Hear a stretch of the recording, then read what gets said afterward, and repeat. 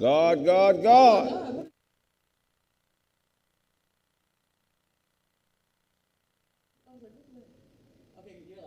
Do the close-up on me. Yeah, man. Said Kraig had a perk. No, I ain't never had no perk. We in here, man. I see y'all who be complaining in the comments. Man, I told you to download the Caffeine app. The show is going to be on Caffeine. The whole network is going to be on Caffeine. Just download that Caffeine app. Go into your app store, download Caffeine, and then subscribe to the Comedy Press channel. You know what I'm saying? I got a dope show planned. I got some family in here today. I got my older cousin / uncle, Robert, in the place to be. We're going to talk a little tennis. I got Slink in here, man. It's going to be a wonderful show. We're going to let the music play for a little bit just to get the mic situation together. I appreciate y'all sticking with us. And purchase that Chill Withers album on my website, TheeKraigSmith.com. Purchase that Chill Withers and the Chill Never Withers. Support. Dope-ass show today. Appreciate that love, man. Why don't y'all pile in? We're going to get started within the next 5-10 minutes, man. Just give us an opportunity to get these mics together. Yes, sir. We live. Yeah, we live. Oh, you live? Yeah, we're going to get Slink a mic. Yep. Okay. All right, yeah, we'll be right back, man. Keep piling in.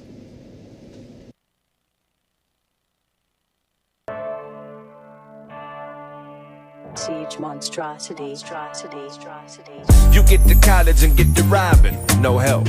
Forget the knowledge, we're getting honest. With your help, the how-to is value, and you were never taught it. Maturity is childproof, you broke it when you bought it. And why else would they give you a charge? A courtroom is a bank, the payment is scars. Speak less and hang lesser, dress to a dresser.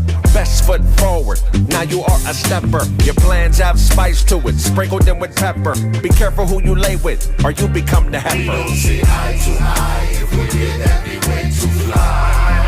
There's harmony, disarming me. Redemption in glimpses. Like it's all I know. Redemption in glimpses. Why are you smoking on that Winston? We don't see eye to eye if we get everywhere to fly. Like it's all I know. First you hate me, then you love me, then you hate me again. When they tap you on the shoulder, you stop talking and bend. But I am just a confidant and regular friend. Here to teach a woman to fend for herself. If she can help it, won't need help with the bends. And never fuck a man you would sell if they was buying. Love with a price on it is two people lying. Or you can have sex with a lot of men, but if you lie about it, whore. Rich in desire, but integrity is poor. Don't just monkey round, co-own the zoo. Keep your monkey to yourself, that's the chore to do. And clean them clothes, your cleavage shows. Cause the king will leave Cavalier and Cleveland hoes. For better, nobody owes you love. You are not a debtor, woman, you're a god, or probably something better. It's bigger than emotions, a letter with a feather. It's light and you bring light, a treasure. If we get everywhere to fly. There's harmony, disarming me. Redemption in glimpses. Like it's all I know. Redemption in glimpses. Why are you smoking on that Winston? We don't see eye to eye if we get everywhere to fly. Like it's all I know.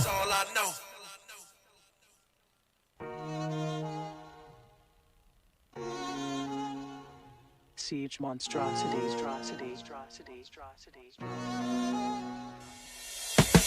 You hate criticism. You let a man cartwheel then punch you and said you wasn't living with him.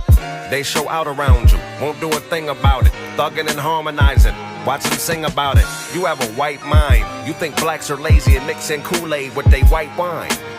And that's the thing about it. Can't even talk to you. Ghost of a real nigga. Watch me walk through you. You fight your girl, man. Cuss out the mailman.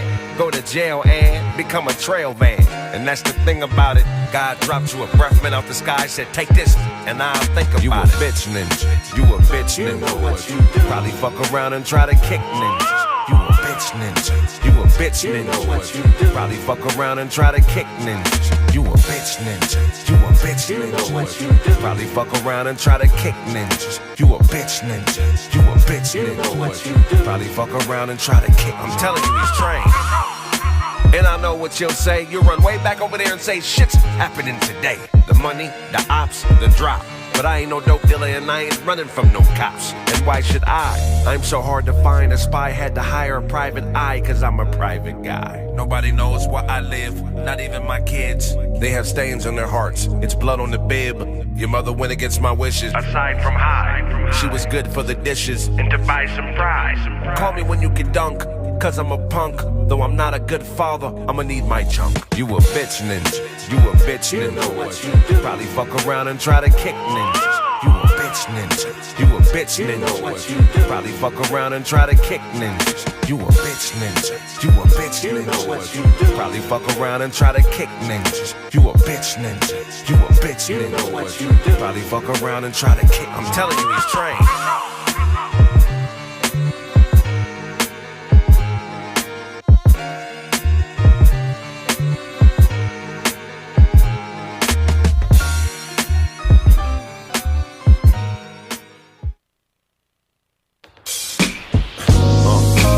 Know me over there, the gangsters call me square, but ain't nobody running up Ric Flair airs.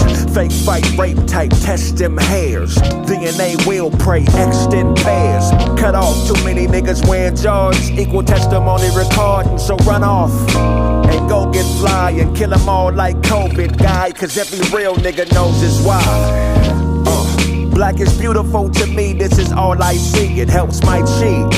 No more buying bricks, I only buy IPs. The jack a man gon' starve and need to buy IVs. I'm not a street nigga, that's repeat nigga for defeat nigga.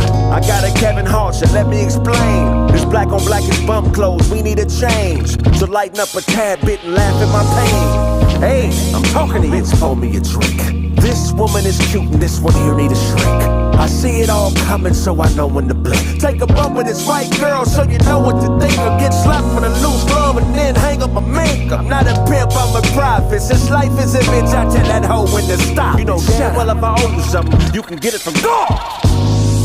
Brother, you're a god and it's my favorite earth. At war with these mortals, never wage your thirst. Make her taste it first. Finger dipped and slurp. If pussy smelled like a gator burp, that's where danger lurks. Look, man, Lena's damn near head round, hit the brakes, just pause. You are not a tough guy, those withdrawals cause nausea to body aches, closing walls. Pistols pop for addiction, exposed to cause. Throwaway shooter, you'll be dead in a week and I'll be in Bermuda. Coded calls, easy puller, leave if not constructive. Neely Fuller and forklift courtship. Unload your problems and force fit chords. You can't talk while I'm talking. She likes to spend money. Dorset, poor chick, surprise her with financial advisor. Mortgage, I'm talking to you, bitch, pour me a drink. This woman is cute and this one here need a shrink. I see it all coming, so I know when to blink. Take a bump with this white girl, so you know what to think. Or get slapped with a loose glove and then hang up a mink. I'm not a pimp, I'm a prophet. Since life is a bitch, I tell that hoe when to stop. You know damn well if I owe you something, you can get it from God.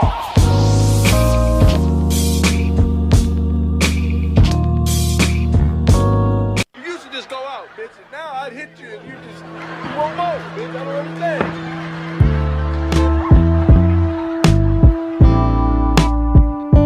I know you may fall down, but that's it. Keep wrapping up your gift. Wanna lay the law down, and that's it. Stop policing that bitch. I know you may fall down, but that's it. Keep wrapping up your gift. Wanna lay the law down, and that's it. Stop policing that bitch. And wipe the dust off. Take a stick of that gum, a swig of this rum, and don't be a bum with your bum when you rush off. Ain't no making it last, just a snake in the grass. Watch you swallow a nigga whole and make him a gag. Cause it used to make money, now we making us laugh. Town fool, scoundrel round you, bottom of trash. I should hit this bitch, kids party, I should punch this hoe. Cause I thought she was a huckster bow. Turns out she's a turnout. Big fish with the worm mouth. Hot head put a perm out. But I made these beds, this light, nigga, this can make me red. Sick with it, I'ma take these meds and learn from the sucker shit.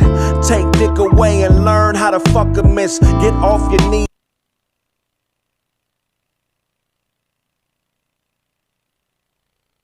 Hey man, Kevin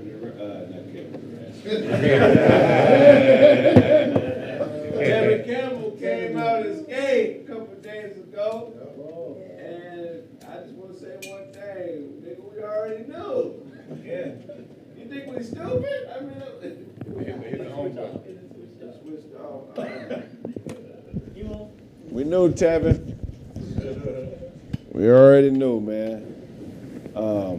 We just want to know what the nigga look like. If you had to guess on who Tevin Campbell was inspired by, who would you say that is? It gotta be Luther Vandross. Yeah. No, look. I mean, his who was his significant other? Oh, our significant other. Lil Nas X. You said Nas X? Lil Nas X. Billy Porter? Billy Porter. Billy Hilarious. Porter dresses? Yeah. No, Cuz got a white man. Say white man. Cuz got a Yeah. white man. He hit Michael J. Fox. I think like You said Michael J. Fox. It's a selfish thing for you to come out, Tevin, and not tell us who it is. You're either proud or you're not proud. Let us know who it is. Tell the whole story. hey, but He can come out. not necessarily be proud of who he fucking with, because all of us can fuck with some rats. Right. We ain't gonna bring them bitches to the Is it still a forefront. rat if they gay? Is it still a rat? It's a jerk. It hisses. A gerbil. Now you fucking a Thai guy, you might be Chinese or some Korean. I don't know, man. That's why I have trouble accepting the comparison of being gay to being black. You know, as a black man, I feel like, hey, whatever you're born as, you feel like you're born as, that's cool, that's your lifestyle. But I can't come out as being black. Niggas know already. Right. Be like, it's something I got to tell you, man. I've been hanging around you 10 years. And I'm a nigga. And I know you think I was a nigga, but I mean, why do you think I'm always late to work? I'm a nigga. Yo. You worked at a pretty good company during a time where racially you had to be careful. Oh, you still do? Yeah, right. Talk about some of because you worked in aerospace, right? Yeah, I worked at Northrop Grumman for like 28 years. And the thing is, for a while they were telling us to come to work with your authentic self. And I told them niggas don't do it. That's wisdom. Hey, That's wisdom. Because everybody else is holding back, and the most important thing to do is to learn how to kiss good ass. They call it social skills now. Yeah, right. That's what your parents taught you. Respect your elders, that whole thing. That's about, trying to make sure you stay in the game. Right, Because if you come out with your authentic self, at work, y'all already know. Especially, yeah. It's called, Du Bois and a lot of those other guys before us that were really into leading the black community, they called it code switching. Code and that's what switching. we do. Right. And so niggas have to code switch. Yeah, That's just the way it is. you got what's your work voice? Oh, yeah, I'm giving it to you right now. That's right. That's what it is. Yeah. I mean, when I'm out, I play tennis down at Rancho, down at Dorsey. Oh, yeah. And, niggas just get real there. Yeah. But, you just can't do that everywhere. Right. And I tell people that it's not about being politically correct. It's just stay in your lane and play your game. Right. That's right. it. Yeah, that's what. Once I got into comedy, that code switching became difficult. Yeah. Because we got to tell so much truth. Yeah. Sometimes I just be wanting to tell the boss, like, why you got all these messages working here? And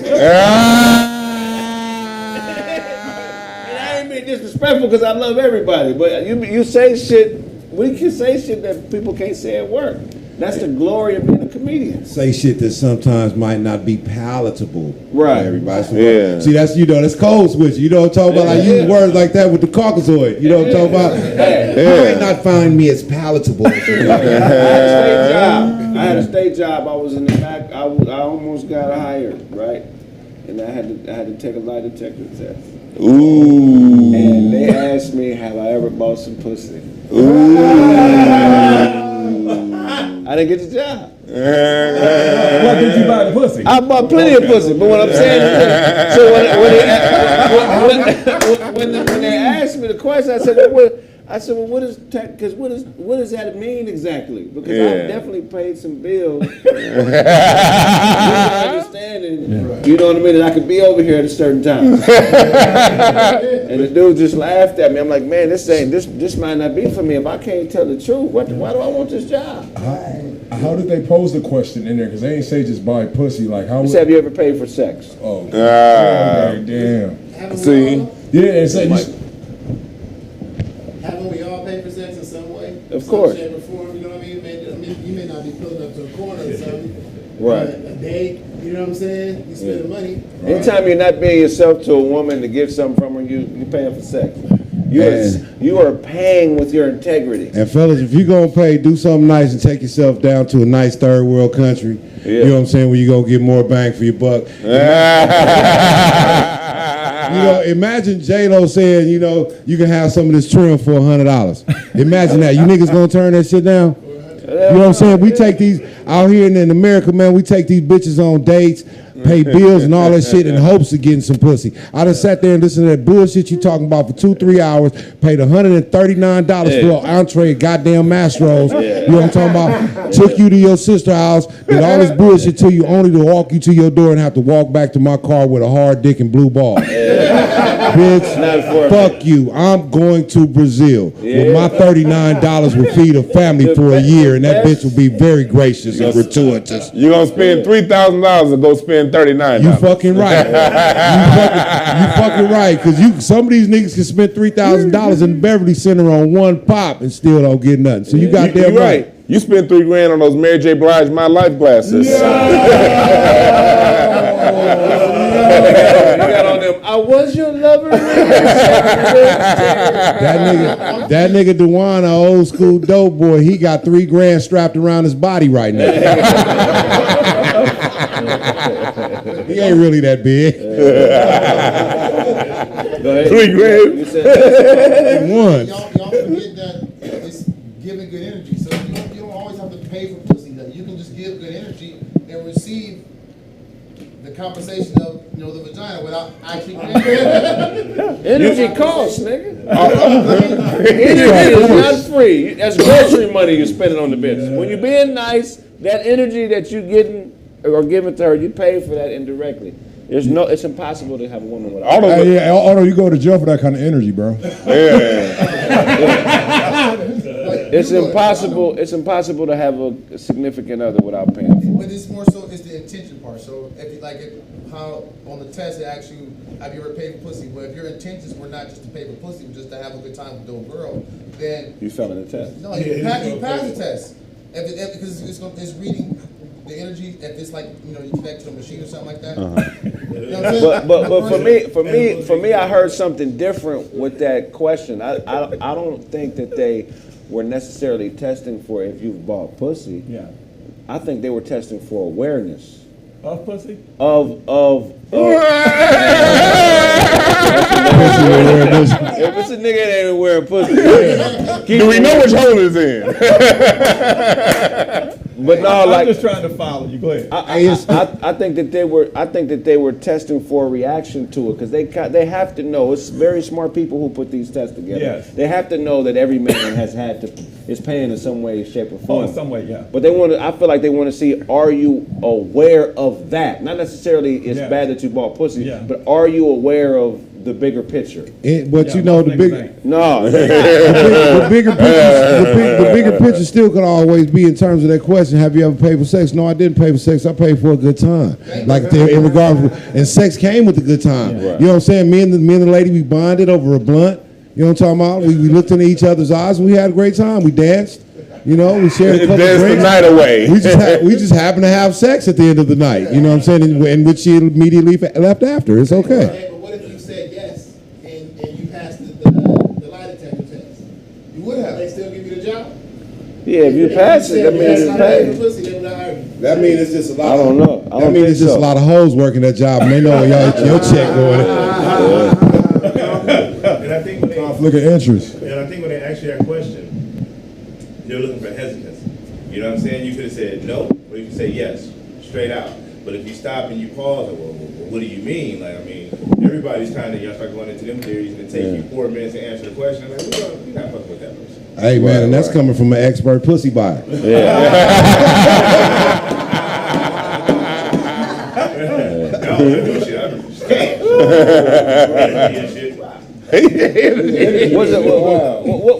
was it like dating in the 70s? Oh. I fell in love with my wife in 80, but before then, you guys too young to know about this club. It's called the Red Onion. My dad used to say about that. Well, the Red Onion was, and this was before cell phones, and the thing was, if you got a number, that was like a big night. Right. And then you'd have to call. And I was so broke, me and my boys, we would have a couple of dollars, but if I bought you a drink, that meant I really liked you. Right.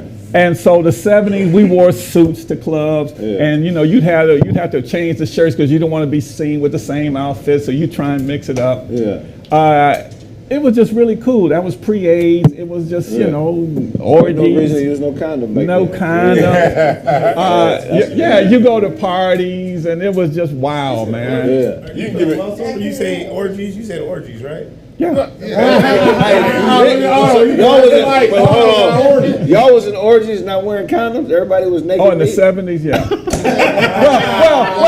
well, they was calling them swing parties. Swing parties. You know? Uncle Robert. Buckets of penicillin?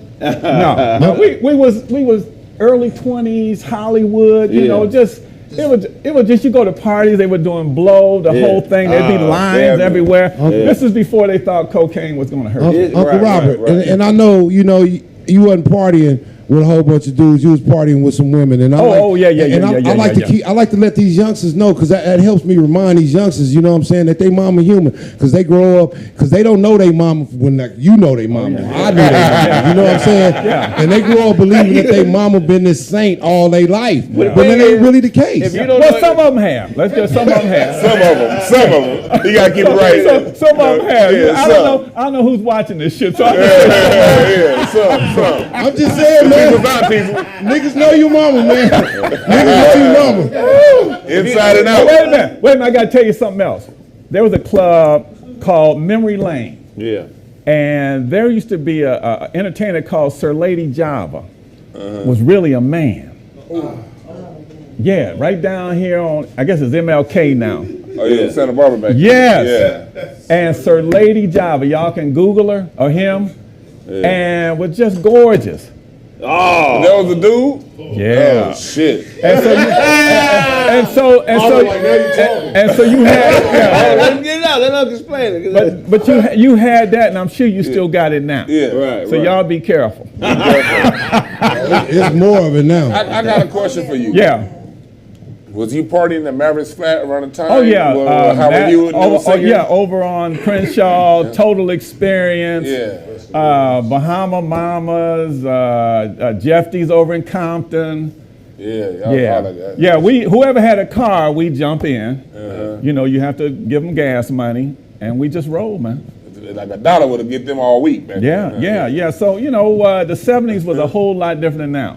Yeah. But the most important thing, even now, like you guys, you're doing your comedy thing. That, you know, it's time to be funny, but you know, you still want to get paid. Yeah. So that's one of the things as black men we have to be focused on, is being supportive of each other and just recognize the bullshit from the real shit. Yeah. Right. That's right. That's her Lady Java? Yeah, that's her Lady Java. Yeah. No, I didn't. Okay. Was that a nice spot? Yeah, well, my family had that spot. See, I missed out. Now remember, I didn't have a car, so whoever had the car, I had to. Right, you was going where they was rolling. That's right, because I didn't want to be seen on the bus stop. Yeah. So what made you move out here from Detroit? Well, I moved out here from Detroit. Oh, that's all right. Just to go to school. I was in, working in the plant. I lasted in the plant at Ford's for about 30 days. I didn't get my 90 days in. I got fired. Oh, wow. I was on the shot line with these big muscle-bound niggas. Right. So I didn't make it. So I came out here to go to school. And I went to Pasadena City College for a year because they had this thing called the CETA program where they paid you to go to school. As long as you kept a C average, you stayed in school. Right. So I said, okay, I can do this. Right. And so I kept going, went to Loyola Marymount, came out with a film degree, went to work at 20th Century Fox, realized that wasn't it, then went back and got a CPA and did the accounting route. Right, right. But at the same time, I still kept connected to my boys in the hood. Right, right. That's it. So at first you wanted to be in the movie business. Yeah. What did you want to do in the movie business? Direct and produce. Really? Okay. Yeah, this is before cable. Right. And so it was cool, you know, glamour, just like you guys going through now in the entertainment business. You see what the product is, but then there's the business side too. Right. That was the side that I realized, you know, I wasn't sure I was made for that, because that means you got to stick through it to the very end. Right. You got to have faith in yourself. You got to have confidence. Right. I didn't have that. Did you meet anybody that was popping back then, famous, when you was working at Fox? Oh yeah, a lot of big actors. Anthony Quinn, Mel Brooks. Oh wow. Sidney Poitier. The thing that they said is that you could not ask for a job. You go to the commissary, you can eat with them, you can be polite, but you could not ask for a job. Oh wow. Wow. Yeah, I worked as a page up at KTLA. Right. Let's see, what was the show? Across the street was the Jeffersons. They were taping Norman Lear, Saul Turtletop toy production. So there was a company called a show called What's Happening. Yeah. I worked at. Oh wow, you worked on What's Happening? Yeah, Carter Country. Oh wow. All those kind of shows. You know, Shirley cussed me out. Really? Shirley Hemphill? Yeah. No way. I heard she passed though. She passed years ago. You probably deserved it. How you get cussed out by Shirley, bro? I told the story a million times on the show. I was dribbling my ball home from school. Yeah. Remember I played basketball. Yeah. Dribbling my ball home from school. She was struggling to put her groceries in the trunk. I didn't know it was her. Wow. I just thought it was a random old black lady. Yeah. So I ran up to try to help her because she was struggling. And when I grabbed the bag, she was like, "You little motherfucker." Wow. She said, "If you don't get your motherfucking hands off my food and back away from me." I said, so 3-4 months go by, and it's the same scenario. Wow. She was struggling to put her groceries in the trunk, and I run back over there. Yeah. And before I could say, get it out, she said, "Like I told you last time."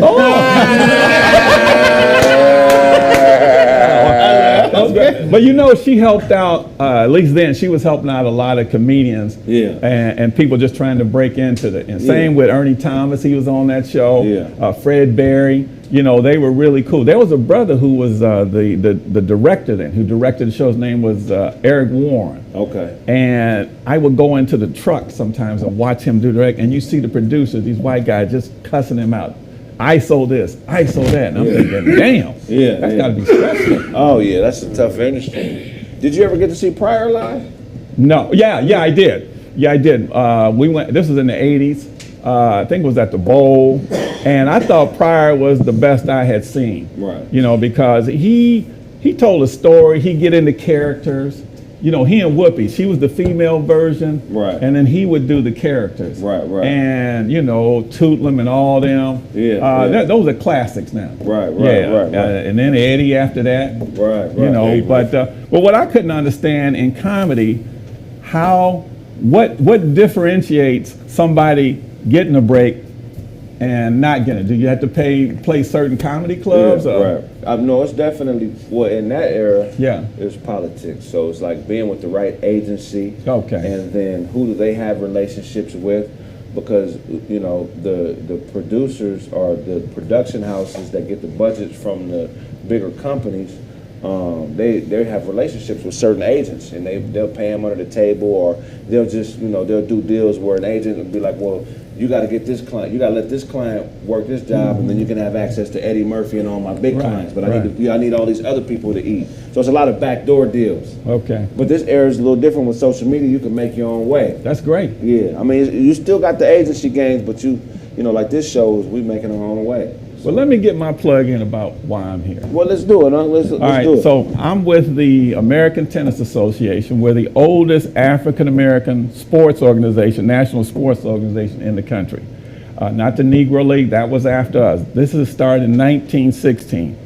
And before 1940, we wasn't in any sports. You had the Negro League for baseball, and then what we did was we had our own circuit back then, and now we're trying to keep the legacy of black tennis alive, because when you look at tennis, it's one of the few sports, that and golf, where you can play, throughout your life. I'm still playing with my old ass, and I love it. But the thing that we're trying to do, everybody can't be NBA, everybody's not going to be a super athlete, but if we get these kids into tennis, which is something that's about problem solving, keeping them off the street. There's a brother, Marty Woods, over at Harvard Park, off of Slauson, and I think it's Hilldale. But anyway, they're over there. I don't know if the rolling 60s over, but they give them that space for our kids in our community, in these underserved communities to do. And that is just something what I'm really trying to promote. I like having fun. I like bullshitting, but I really, most importantly at this point in my life, is trying to pay it forward to help these kids, get them off the streets, and get them into a game you love. Because I tell you, all of them, today is Kobe's birthday, all of them ain't going to be Kobe. Yeah. So, question. Yeah. How do you make tennis cool? That's another thing. I used to be considered a sissy thing. Now you get out there and get your ass kicked a few times, it gets kind of cool. Now then you look at Arthur Ashe. It's tough, but we haven't had a black. Arthur Ashe was gay too. Ash. Wow, that's what he call. That's your nickname for him? Arthur Ashe. Arthur Ashe. Why no Arthur? Well, rest in peace, Arthur. But having to compete with the three major sports, basketball, it's tough. It's all the fame, just get the one to stop to come and pick up a racket. That's why we have to get them early, because once a kid, if he's 13, 14, he sees hooping, he sees baseball and football. So it's kind of tough. So if we don't get those kids early, that's why we have these programs to get them early. That's why the soccer people out there early. And the thing about tennis and golf, you can have that shit the rest of your life. Now the other side of that, let me say this. Golf and tennis have always been viewed as an elitist type sport. Usually, you see your Jack and Jill crowds, your middle class, but the working class kids, they can always get a hoop, find some place to shoot some hoops, no money. That's something we have to work at as a community. We've got to put money into these programs to help these guys in the community attract that. And it's only about tennis is only about 6% of the sports being played. But I can tell you this, a lot of those kids are really into their education after they are in tennis, not because of tennis, it's who they associate with. It's exposure. This whole game is about exposure in life. Whether you be in tennis, comedy, business, it's about exposure. You guys trying to get your exposure, so your brand's out there. That's all we're trying to do. And I just try and stay in my lane. That's right. Hey, that's a big thing, awareness, because some people be in your lane and not even know it. And it's a big thing getting them young, like you said, because basketball starts out free. But by the time they go to AAU, it gets really expensive. AAU's gonna cost you $5,000 a summer. What? If you don't have a kid that has a blue chip prospect that's sponsored, if you gonna play AAU's like team ball, and you want to travel because you got your fees, usually about $3,500. Then you got your tournament fees. Then you got your travel fees. Don't forget about lunch, nigga.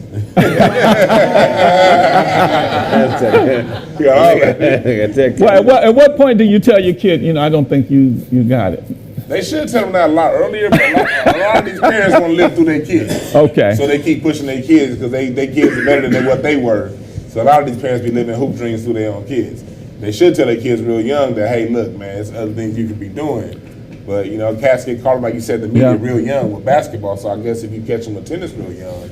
It has to be young because tennis gets expensive. That's why we as the American Tennis Association, we're trying to build a situation where we can raise money to help these parents. especially they have talent. These kids have talent, you know, to play tournaments and to help these guys, the coaches in these communities. These coaches ain't making no money. Right. So a kid is watching. He's like, I didn't make the basketball team. I want to play tennis. How do they get in contact with you guys? How can they use you to? They can go to www.yourata.org. Oh, there it is, right there. Yeah. And so, hey, that's our website, and I'm on the board there, and I'm loving it, guys. I didn't start playing till I was in my late 40s, and now I'm addicted. But I still love basketball and football. Right. Unfortunately, I'm still a Lions fan. We ain't got nothing coming. Hey, why you think there's not as much exposure in tennis in the hood like there is like basketball and football? Money. I was talking to some friends. They were talking about like here in LA, the CIF League, and you look at Dorsey, Manual, Jeff. Some of these schools, there's no money put in those sports programs. Even football. I'm told now that the private school, was it Modern Day? What they do is they come here in this district and recruit the best athletes and take them out. Oh yeah, hey, that is. It used to be Dorsey used to have all the best athletes. You know, not anymore. Go over to Dorsey now. Just go look and see. A whole lot. Yeah, because and then you got charter schools and those private schools. They're pulling them out. If the city schools, if the state would say, okay, we're gonna put money over there. It's money. You get money. You get the best coaches. You get the best facilities. You get all that. It's just money. Right. I hate to simplify that shit. Yeah. But if the students are getting a better education at these private schools, are they not benefiting? But it's not all. They're not getting it. It's the selected ones. They're grabbing those. Right. The ones who are getting the opportunity because they have a talent. That's right. Now, yes, the schools are messed up, but they're not going to change overnight. So that's going to take time too. That's right. So therefore, you're going to sacrifice about like 5 years of students. For the change to happen. Right. I mean, so they're still benefiting by going to the private school. Oh no, it's just that the few. It's like I'm not taking all your kids. Right. I'm taking the ones where there's a mutual that can be a mutual benefit. One, because that gets our our fundraisers, our boosters in on it. What we're talking about is if these are public schools, if Dorsey and all these other schools are public schools, where's that public money? Right. It's just distribution of funds. Oh yeah. You know, and I'm not saying it's their money to spend. I'm just answering the question why. That's the why. And so now it's going to be tough until we as a community start saying, hey, who can we? Is there an organization we can give money to that'll help these little kids? Right. Right. But the thing is, even when it comes to scholastics, books, we have the lower level of education. Yes. We're not getting the same education. That's right. Of course, we're not going to get the same sports or even the same money invested like they would do in other neighborhoods. Now, just think if, the politicians, they talk about what we're doing for the community. What do they say? We're going to pay teachers at that school extra. That's what they should do. And I have parents complain to me about the books that their kids have to use are like out of date. Absolutely. So go ahead. That was going to be my point after that, because it wouldn't be right to only the city or come in and put all this money in the sports program. Right. You know what I'm saying? They need to put it elsewhere too. As far as the best coaches at school deserve the best teachers. That's as well. right. That's right. Again, that's part of the problem too, because they know if they gave us the money for the coaches, they have to give us the money for the education. And goddamn it, we don't want you niggas to come up. That's right. Something controversial. Yeah, go ahead. I got to, because that's my brand. Go ahead. The problem is the church. The who? The church. That is controversial. Black people are putting all their money into black churches, billions of dollars, and not requiring them to educate us on a level that could benefit us. You understand what I'm saying? Now you're full of shit, but go ahead. No, I'm saying we got all these mega churches. TDJ's got. Wait a minute now some of them got our pimps now. Don't talk about all the churches. Okay, TDJ's got 23,000 members. But he might be helping out. I don't know. I mean, I like to think he is. Of the few that are out there, he's one of the few I think I really believe in. There's some that straight out pimps. Yeah. Why are we in here scaring people into giving offerings? They should be giving out math books and history books in the church. I can't argue that. You understand what I'm saying? We're not preaching education, we're not giving our money to education. We're giving it to perpetuate fear. Hey man, y'all gotta know that. All these people scared to go to hell when they could be using that energy to learn calculus. Y'all gotta. You're spending all your money to stay out of hell. Y'all got all that these might take a lot of schooling. So I'm not saying spirituality isn't good. It should be number one in your life. But I think what we put our money to is that's what it shows us. We're spending money to be fearful when we should be spending money to educate. But you used to be in the old days in the church. I never liked that shit. I never liked that shit anyway, man. That shit, all that shit that church shit do sound like a scam. Listen to them niggas' names, TD Jakes. Too damn janky. Look. Creflo dollar. I crep low for the dollar. You know what I'm saying? Nigga wife named Taffy because the money's sweet. You know what I'm saying? I already know they telling you what it's about. Frederick Casey had a price. Exactly. But hold on, somebody said Kraig is wrong. Churches give out scholarships. No, that's not my point. Churches shouldn't be giving out scholarships. They should be giving education. Kraig, I want to make a point. When the first ME church got started in the 1800s, the thing that made them popular was when you came to town, the church would build a house for you. Because everybody in the church had a skill. You had your electrician in the church, you had your masons in the church, and they would be a function for the community. And the kids coming up, they can learn things that part of our education system. You take them down to the church, and they can learn how to build a house. They can learn how to do plumbing. They can learn that was the church's function for the 1800s through the early 1900s. It used to actually do something on top of spirituality. It gave the kids a functional skill. Because look, with all of the tithes and offerings and shit, think about if we had youth service and we learned the skill of youth service. What would that have done? I would have been a better human. Look, the first couple years of my life, my dad had a stroke. So I had to start doing wild shit to help pay bills and all that around the crib. But that's my business. But what I'm saying is, I should have graduated high school with a skill that made money. I should have had either some type of plumber trade, electrician trade, something that could make me money. But I graduated high school and had to figure out how to borrow money. Yeah. You feel what? When I in the 70s, we had auto shop.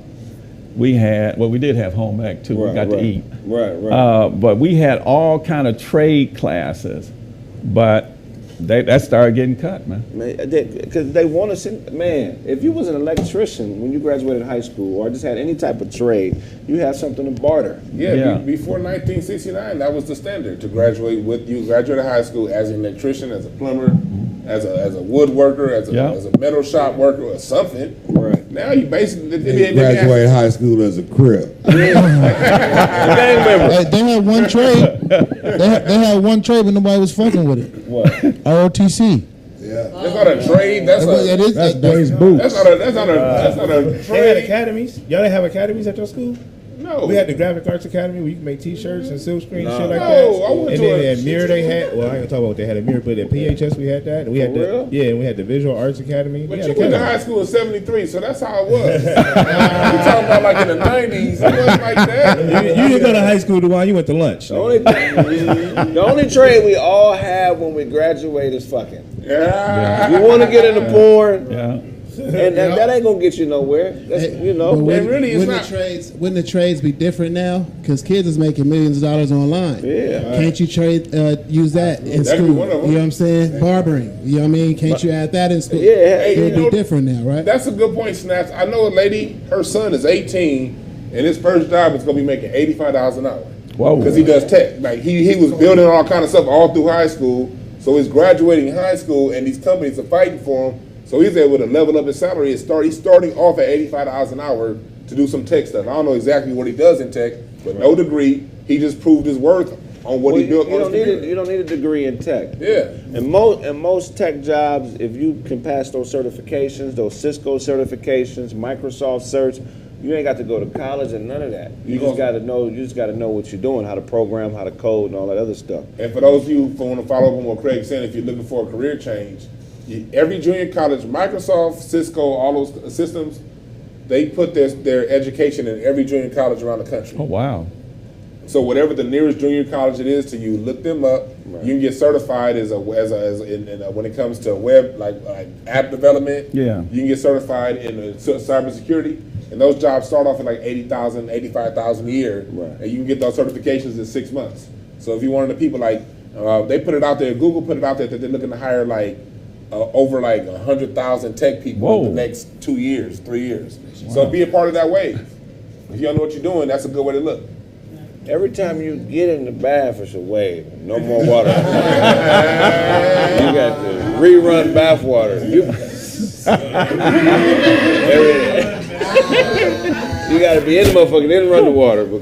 You're like you went to Otis Redding's barber. Going by the river haircut. In the little tent. Oh, fuck you.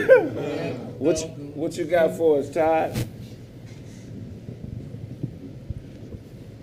Man, today what I got for y'all, man. The owner of the Brooklyn Nets came out and said we are keeping Kevin Durant. All that trade talk, all of that is over with. We moving forward with Kevin Durant. We keeping the coach, and we moving forward and trying to win championships and build a dynasty in Brooklyn.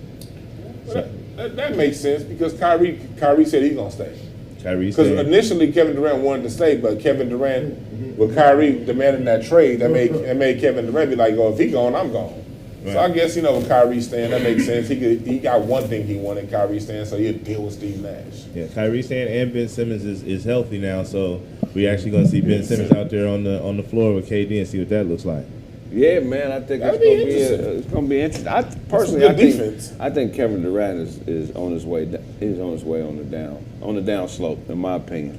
He ain't the same since he come back from the Achilles. Right. He ain't pre-Achilles Durant. He's not. No, not at all. No, he's not. And then the narrative, with him not being able to do it by himself in Brooklyn yet is starting to hurt his career too as well. So that's gonna help with the downfall of not downfall, but the down side of Kevin Durant. Man, them narratives ain't shit.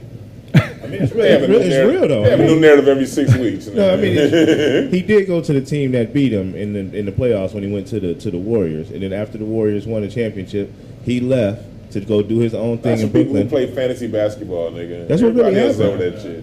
Did you watch the NBA? It happened like 10 years ago. It's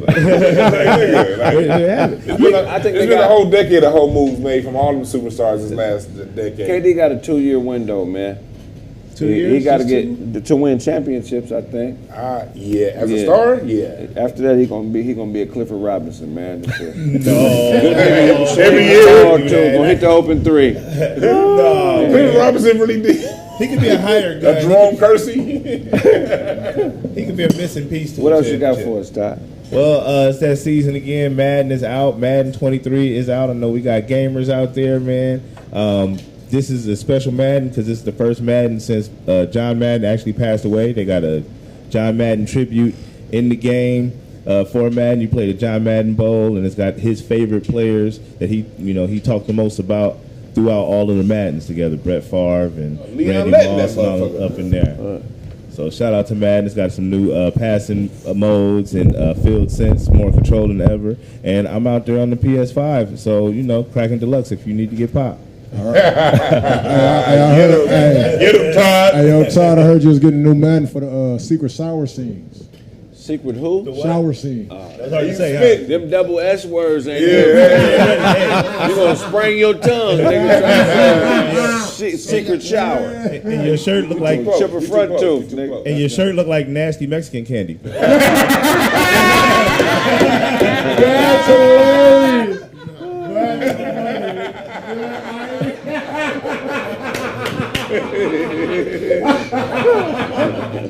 That's hilarious. That's funny as shit. What you got for us, Otto? Oh, so and I know you guys been watching ESPN, and they had in Little League baseball. One of you look like a militant Canadian. You look like a dirt rock.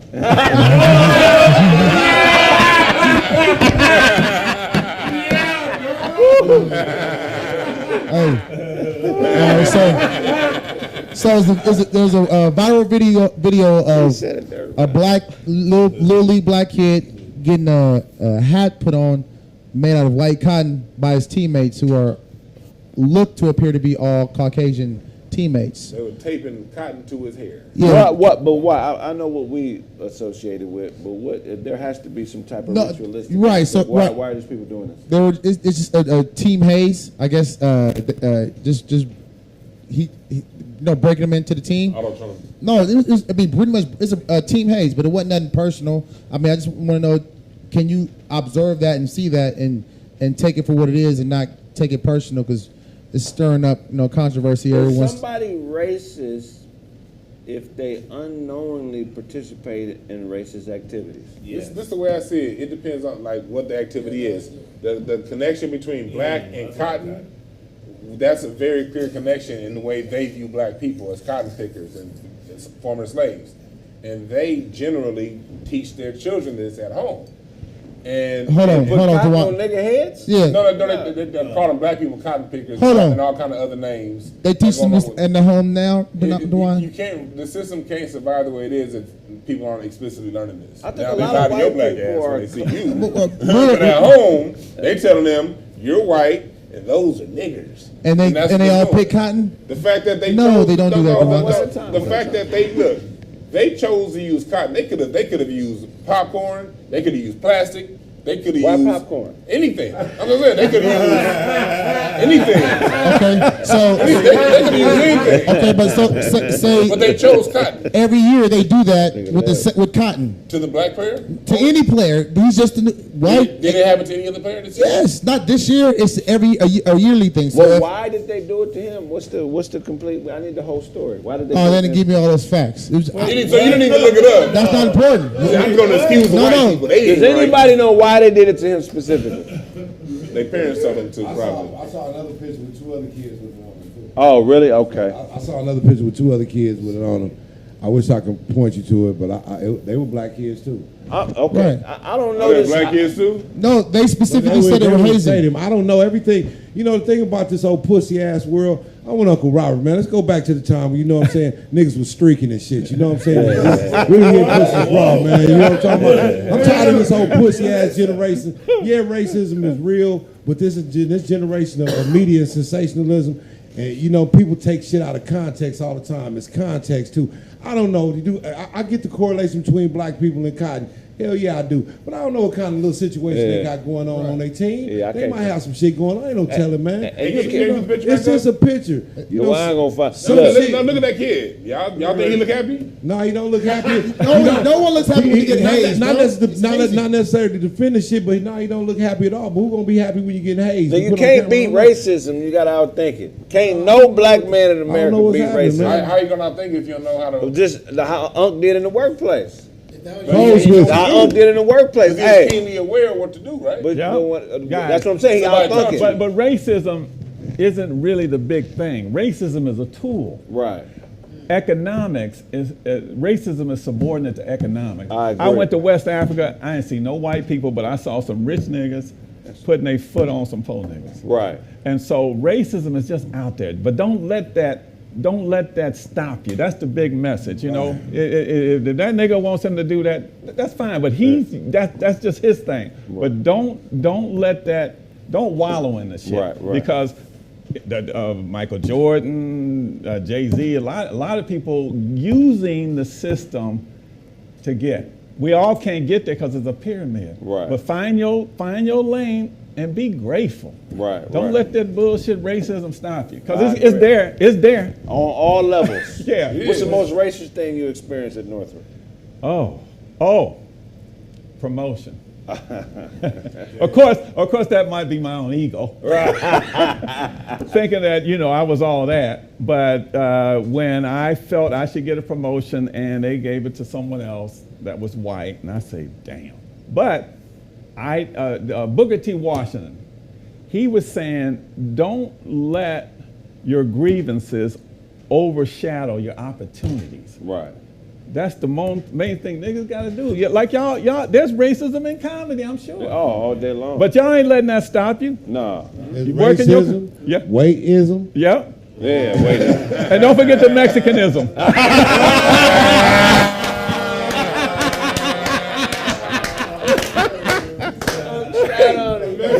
Hey,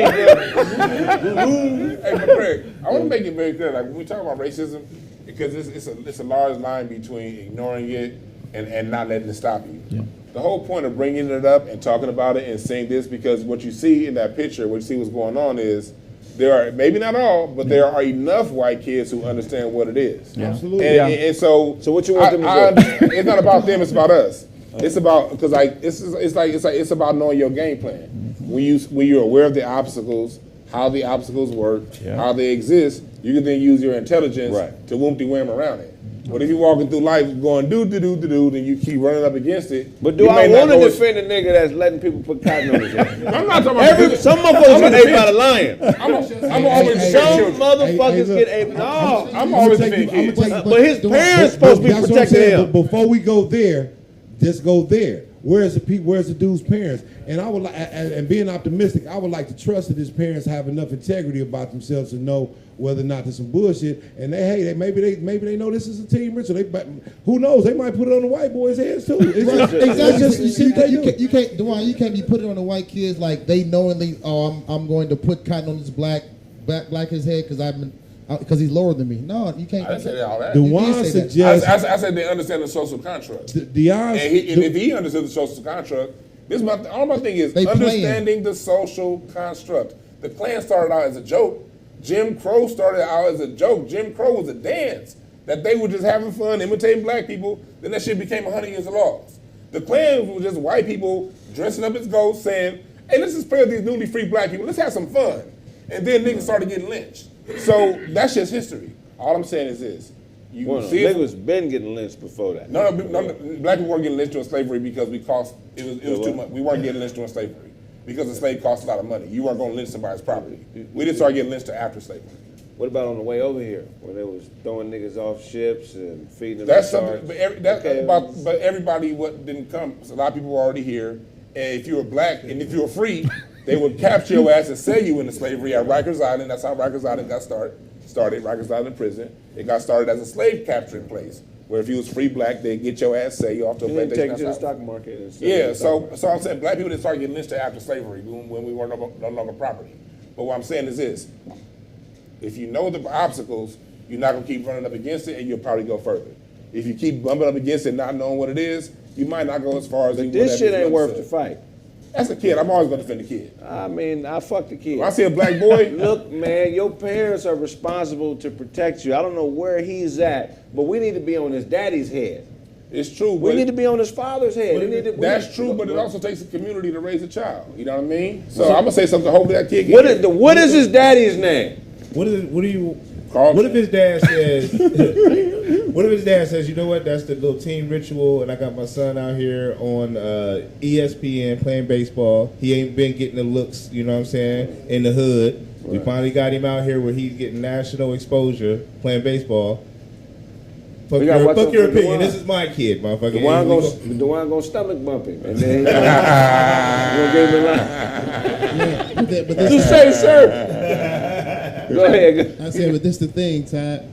We don't know what the fuck he did. So we don't know what the baseball team did. We don't know why they put this shit on his head. All we know is they putting cotton on his head. So it don't matter if we on ESPN. We don't even know what they doing that shit for. Yeah, I need more details. It overshadows the story. Everything, context. I said they're hazing him. But why? What is the? You know I mean, they won. I mean, they're still in the World Series. I mean, they're balling. So I'm assuming that might be the new player. It might be the new player on the team. Next topic. What you got for us, show? I always get a black person benefit of the doubt. Me too. Yo, all right. So man, today in hip hop news, man, you already know I'm a dude, a man at hour that do the hip hop shit. So we got Blueface and this girl getting into it again. You know what I'm saying? But this time he ain't punched back, which is a cool thing. But man, it's just like every time I'm seeing this situation. Just last week he just got punched out by her. They just got into a fight. This time I guess he went through the phone or something. She went through his phone and caught something that he was doing with another bitch, I guess. And basically they was up there caught swinging and fighting and tussling outside of a club. Right. She got arrested not for the assault, but she got arrested for trespassing. Oh wow. Yeah. So what you gotta say, like, for somebody like that just keep going through abusive relationships, man? Like, you know, like that shit is like you. I feel like, man, first off, you're an artist, man. You can get anyone you want. Like, but at the same time, it's like you keep putting yourself in these abusive relationships that can lead to either jail time, somebody getting hurt, not even on purpose. I think it's fake. You think it's fake? I think they trying to get them numbers up. They're doing the Rihanna and Chris Brown thing, you know. I think it's fake because it just keep happening on camera. Anytime something keep happening on camera, that's Hollywood.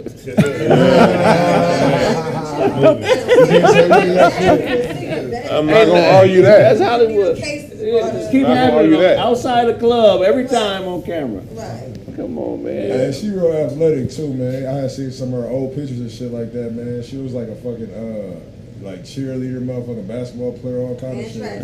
Yeah, and a track star, man. So I can understand why if he getting his ass whooped. He winning. That was the first one, bro. That was the first one. That was the first fight they had, man.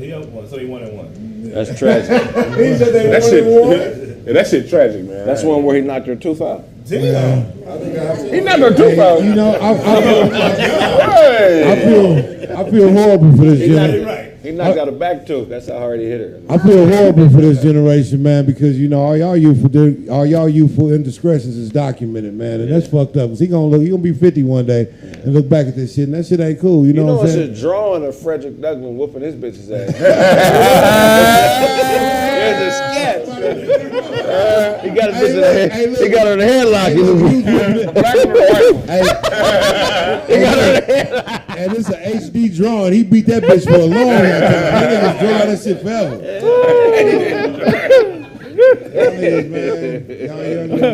You don't think Harriet Tubman was getting into it with her nigga? You know she was. She probably was. Bitch, you been gone a week, bitch.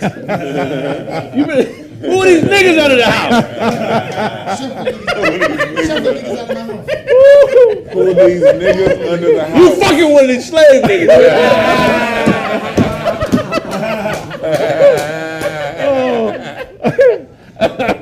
You know her husband, that had to be a strong man.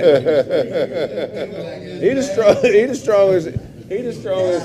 He got to be the strongest man in the history of relationships. Would you let your woman leave every night to free a nigga? It wouldn't be no free males if my wife was Harriet Tubman. No. It'd only be free bitches. You free the bitch. Stay here. Women only. That was funny. You got the man. Nobody ever talks about Clarence Tubman. What's his name? Clarence Tubman. What's the nigga name? She got divorced. Clarence Tubman. I ain't know them niggas' names.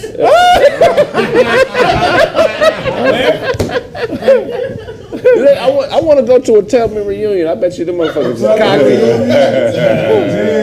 You think they have a Tubman reunion? Tubman reunion. I'd be friendly. Yeah, man. John, see?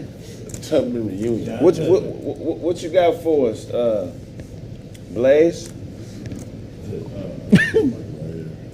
Can you hear me? Sound good. Hey, what's with all these entertainers, man, doing all this silly shit, man, to fuck off their bags? Fetty Wap just got arrested and looking at a 5-year sentence for conspiracy to sell drugs. Not selling drugs, not on the block. So you wanted to sell drugs? Yeah, he with a group of partners conspiring to sell drugs and got 5 years. Is this shit that serious? Are their careers being boosted that high by these, felonious charges and, tough guy antics these guys playing or what? Nigga should have kept an eye out. Yeah. Should kept an eye on his money. He's missing an eye. You talking about? No. He's missing an eye, so he got caught buying. But what happened to his eye? I don't know what happened to Fetty Wap. I don't know what happens to that nigga, but he about to be somebody truck queen. Yeah. Why the niggas? He kept his eye on the sparrow in the field. That nigga a Raider fan? No, it's hilarious. Man, that brother was he was a multimillionaire and messed it all up. Yeah. Why do niggas go into the drug game like it's easy? They could go into the robbery game. That's a little easier, you know. But you got. I think it's the Dope movie. dealing is relationship based. But You understand what I'm saying? It's like you got to really build them connections over. Them is childhood connections and prison connections that matriculate over years of street living. Right. You just think you can step in because you had a hit record? Do country music stars do that? When they go into the dope game? Is Travis Trent selling birds right now? Why do rappers do that, bro? The cold part about it is the conspiracy part. We don't know if he didn't even get a chance to do it. Right. Like, cause the way the law worked, like you could just make a phone call to make a phone call. Somebody can call you and be like, hey, you know where I can get whoop-de-whoop-de-whoop. And you be like, yeah, I know somebody, I'll give you their number. Right there, there go your RICO This is how charge. different music is from the dope game. It's like, it's a musician getting into the dope game is like a dude who just got a black belt being dropped into the middle of Vietnam. You know what I'm saying? It's like it's a different type of fight, man. Yeah, you ain't gonna be one This ain't for sport. The dope game is not for sport and belts and patches and trophies. These niggas are playing for keeps. You ain't breaking ice bricks. You feel what I'm saying? You playing with your life you know what for happened? some money. Go The ahead. streets is a secret society, man, and I think these rappers, they coming up next to these street niggas. They don't really be the ones that be their cousins and friends and cousins, and all that shit is just mixing in the clout. It's just a clout game. You know what I'm saying? These niggas probably be real weenies coming up, but by the time they're talented as fuck and blow up, now all of a sudden they cool enough to hang with Lil John and Baby Rick and Tiny Scooby and them niggas that made all the money. But you know what's weird too though is like I think that regular people, because I'm a square. I got a lot of street people in my family, but I ain't no gangster. Never have been. Never wanted to be. I'm a failed athlete. Is what I am. So. But people. That nigga Kraig gonna play in the Rosie Greer biopic. But what people fail to realize is the level of intelligence that exists on the streets. We talking about high-level street niggas. I'm not talking about idiots and imbeciles. I'm talking about niggas that's making money selling dope, or even gang leaders that's running hoods and putting together wars against other hoods. Like, these niggas are very bright, like genius level smart. Yeah. You feel what I'm saying? So if you're just a regular person that's just chasing dopamine and want to have attention, and you think you a star, and now you put yourself into the pit with these genius level lions, you're gonna get ate. You're gonna get ate. You're gonna get consumed. Your life is gonna get destroyed because you just volunteering to be a chess piece on somebody's board. Translation: stay in your lane, man. Stay in your motherfucking lane, man, because these niggas, they not playing, bro. And it's the reason why they around you. It's the reason why it's street niggas around all these entertainers, because they understand they can manipulate the situation. Yeah, like, imagine you were a part of something dangerous, and I said, I want to be a part of that. Right. And you tried to explain. Wait, are you not? No, I'm not in the drug game at all. You know I'm talking about, I thought you was some part of the Yakuza tribe or something. I'm in the triad. I'm the first nigga they let in the Asian gang. I'm in the triad. He was one of the extras from The Last Dragon. Want to show enough some minions. Hey, he the nigga they send to collect all the money from the black dojos. They go bring all the money back to Japan, nigga.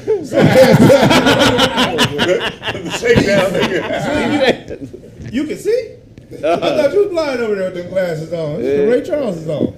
I connect with you other ways, man. You know what I'm saying? I see you wear glasses, man. But I can see, though. You can't. But entertainers stay out the street, man. I'm telling you. Yeah, like what I was going to say is, like, if you're a part of something dangerous, and I said I want to be a part of that, and then you were trying to explain all that shit to me that you guys were just saying. I said, but I got money, and I'm famous. Let me in. You don't let them in. Well, yeah, because I'm going to take all this money. Exactly. Yeah, they walking right into the bear trap. You know, niggas in the streets because they didn't have nothing. Right.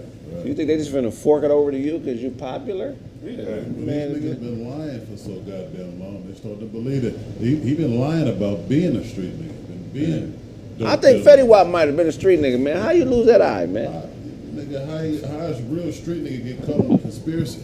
Shit, he might have had a Red Ryder BB gun too, nigga. Yeah, man. People tapping that line or tapping somebody else's line. You don't know. We got them. And some of these niggas don't always be street niggas. They don't be at least what they been. Some of them niggas, you know, probably stole a car too. Right. You know what I'm saying? You ain't really did shit. You a cat burglar, nigga. Yeah. Cat burglar. You a cat burglar. Talking about you a street nigga. You a pillowcase robber. Put it in the bag. You put it in the bag, nigga. Put it in the bag. Stick 'em up. Stick 'em up. That's some funny ass shit. What else you got for us, Blaze? So talk a little louder, nigga. Over there, whispering. Yes. Hey, so now they're making these electric muscle cars.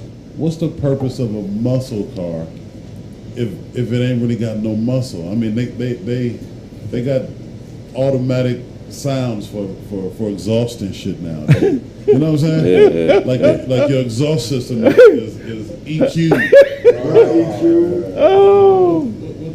What the fuck is up with this, man? I'm just thinking, you know, we're gonna make an electric car, make it efficient, make it safe, and let me play with these new gadgets and whatnot. But don't try to mock muscle or you know what I'm saying? But them Teslas be waxing Mustangs though, so you know what I mean? Hey, them Teslas be smoking them GTs, dog. Tesla's an electric car. You're talking about a naturally aspirated car. There's nowhere in the world. When you turn the light switch on, do that light hesitate to come on or off? Like do yours, like the kid thing go across your glasses when you wake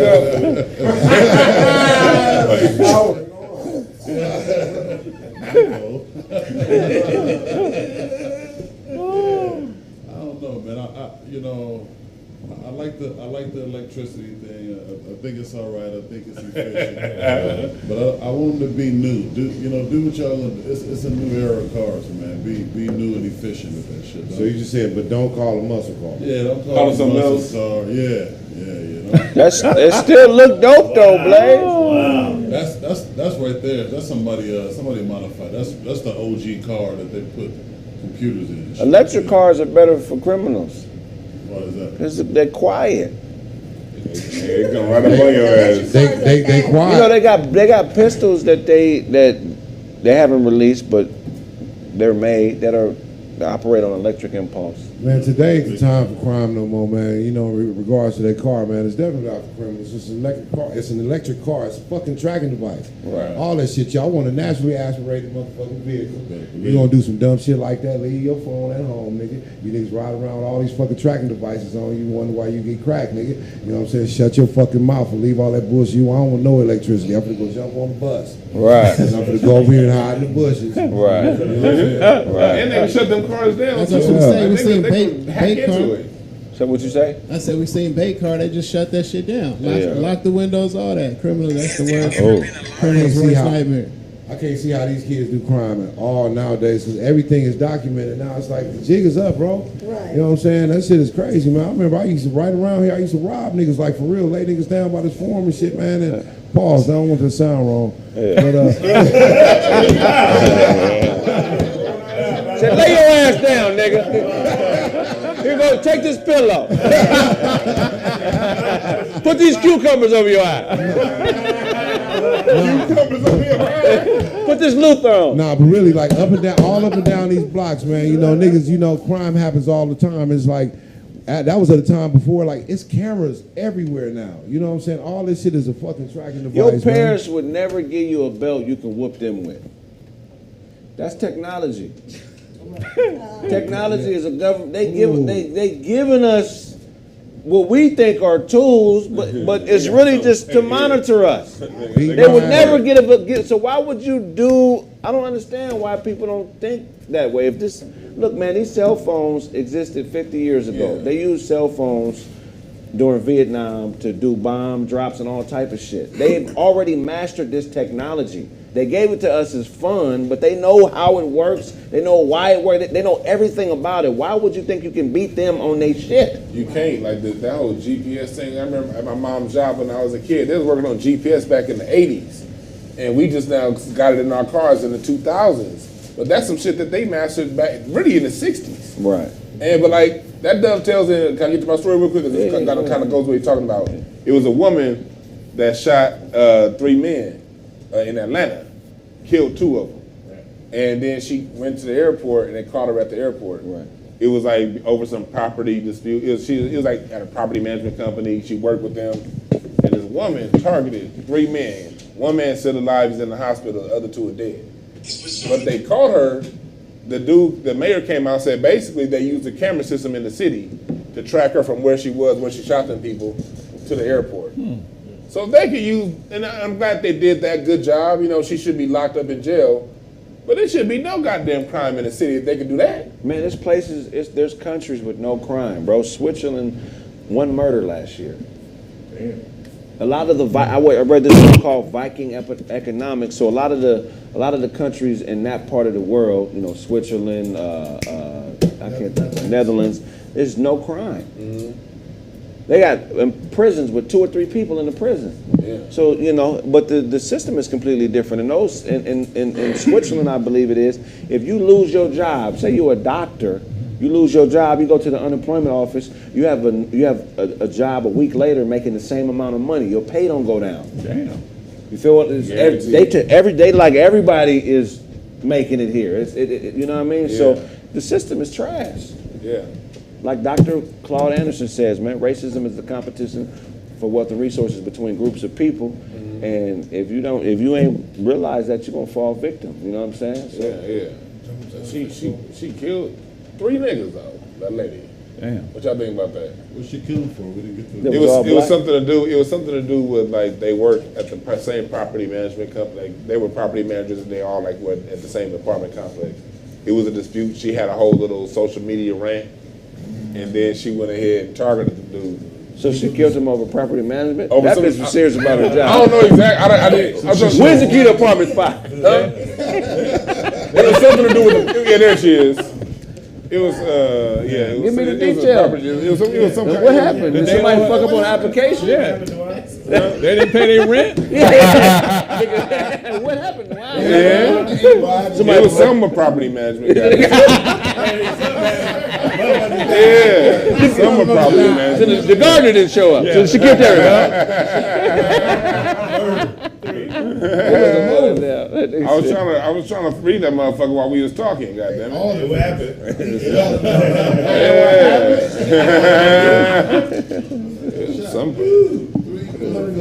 This is over property management. I know that much.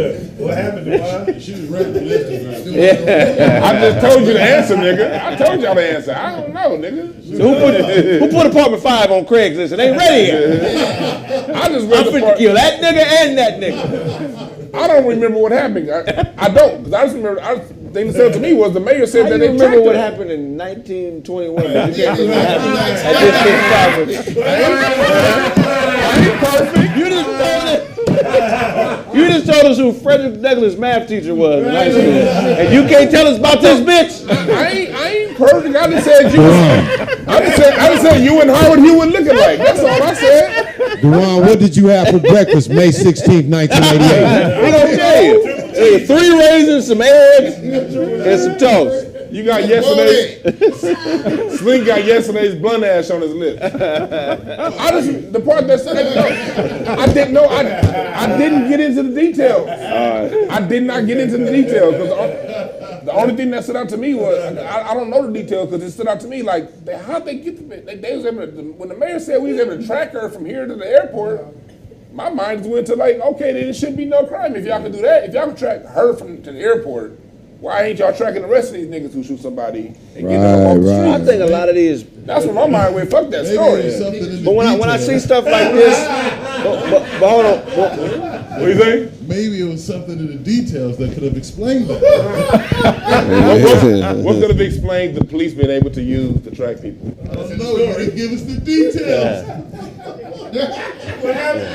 Well, I'm starting to think that a lot of these mass shooting situations, killing 2-3 people, and they keep making the news. I'm starting to think that these is government employees. Like these are FBI actor murderers, and they trying to get something because we keep hearing about these shootings every week. It's 3 or more people being killed at the same time somewhere in the country. Sensationalism. That shit didn't used to make the news like that back in the day, and it's been happening forever. It's sensationalism. Monkey see, monkey do ass society. Quit focusing on that bullshit. I mean, my heart goes out to people who die in situations like that and families they leave behind.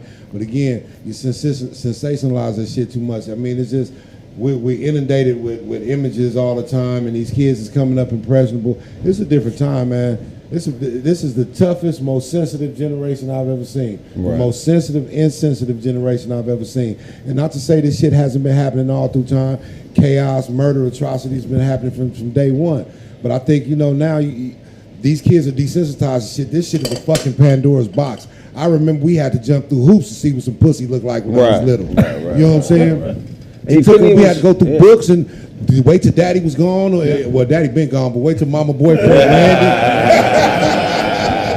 Wait till Fred get cool enough. Yeah, you know what I'm saying? But now they got a Pandora's box of this shit, and they growing up. This shit fucking me up. Well, I feel like I'm desensitized, but I still can look at it and I'm like, damn, this shit hurt my stomach. I don't even want to look at it. But now these kids is looking at it and sharing it. Hey, look, this nigga get his noodles knocked out. Right. You know what I'm saying? So now it's just desensitizing, and then you got a whole lot of copycats. Little Timmy from middle of Iowa. You know what I'm saying? He got angst because he ain't never got a shot of trim and nobody likes him in school. So he feel like he, the way he want to make his splash. You know what I'm talking about? Yeah. So, Man, that's some federal shit, man. Little Timmy ain't shooting 3 motherfuckers. Ain't nobody got that kind of aim, man. But shit, agents. They got a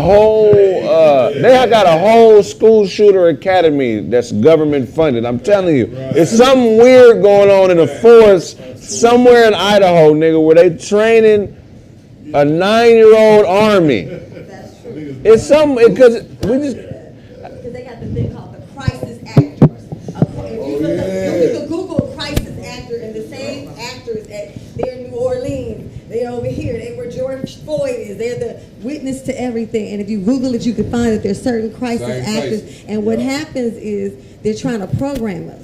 Right. They showing you things that they want you to believe, their narrative. That's why it's the same crisis actor. The crisis actor has something to do with it. What they're doing is programming us to do whatever they want, whether it's fear to make you run out and do what they want you to do, whether it's a way for them to say, oh, well, that's the thing I should do now because of this crisis. So just all the time you got to look up these people, because I seen this one lady, I don't recall her name, but she's a crisis actor, and every time there's some type of major crisis, she's there. Front and center, crying. Front and center, because they're trying to program us. Right.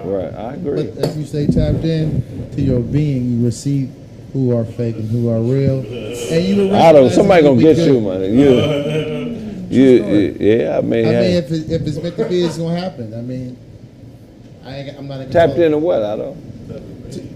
Nigga talking about masturbation. If you jack off before a crime, you gonna see everything happening. Tap into our creator, man. Otto crazy. What tapping into your creator do, Otto? How that gonna help? How's tapping into your creator gonna help you find out if it's a crisis actor? Because you can see what's real and what's fake at all times. You don't think it's You can see it. You can feel it. You ain't just seeing with your eyes. You can see it. I don't know if God is that interested in thespianism, where you understand what I'm saying? I can't wait. They're one of the same. I can't wait till this nigga Otto get some money, man. I swear to God, he ain't never gonna wear no shoes no more. No, he gonna be sitting around and just a whole scene. Split his tongue. He gonna get his tongue split. He'll be doing that type of shit all the time. No, but. Oracle, Otto the Oracle. They be speaking in code shit. Nigga don't know what the fuck he talking about. Yeah. The 16-year-old bitches be thinking he deep. Like,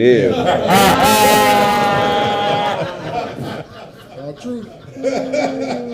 No, but Oh, No, I'm saying I speak the truth. It's all true. Hey, yeah. Right. Yeah. All a politician is a crisis actor. Yeah. They're crisis acting all day long. Politics is like Hollywood for ugly people. That's all it is. It's all an act. Right, most definitely, man. Who's the best? What politician deserves an Oscar?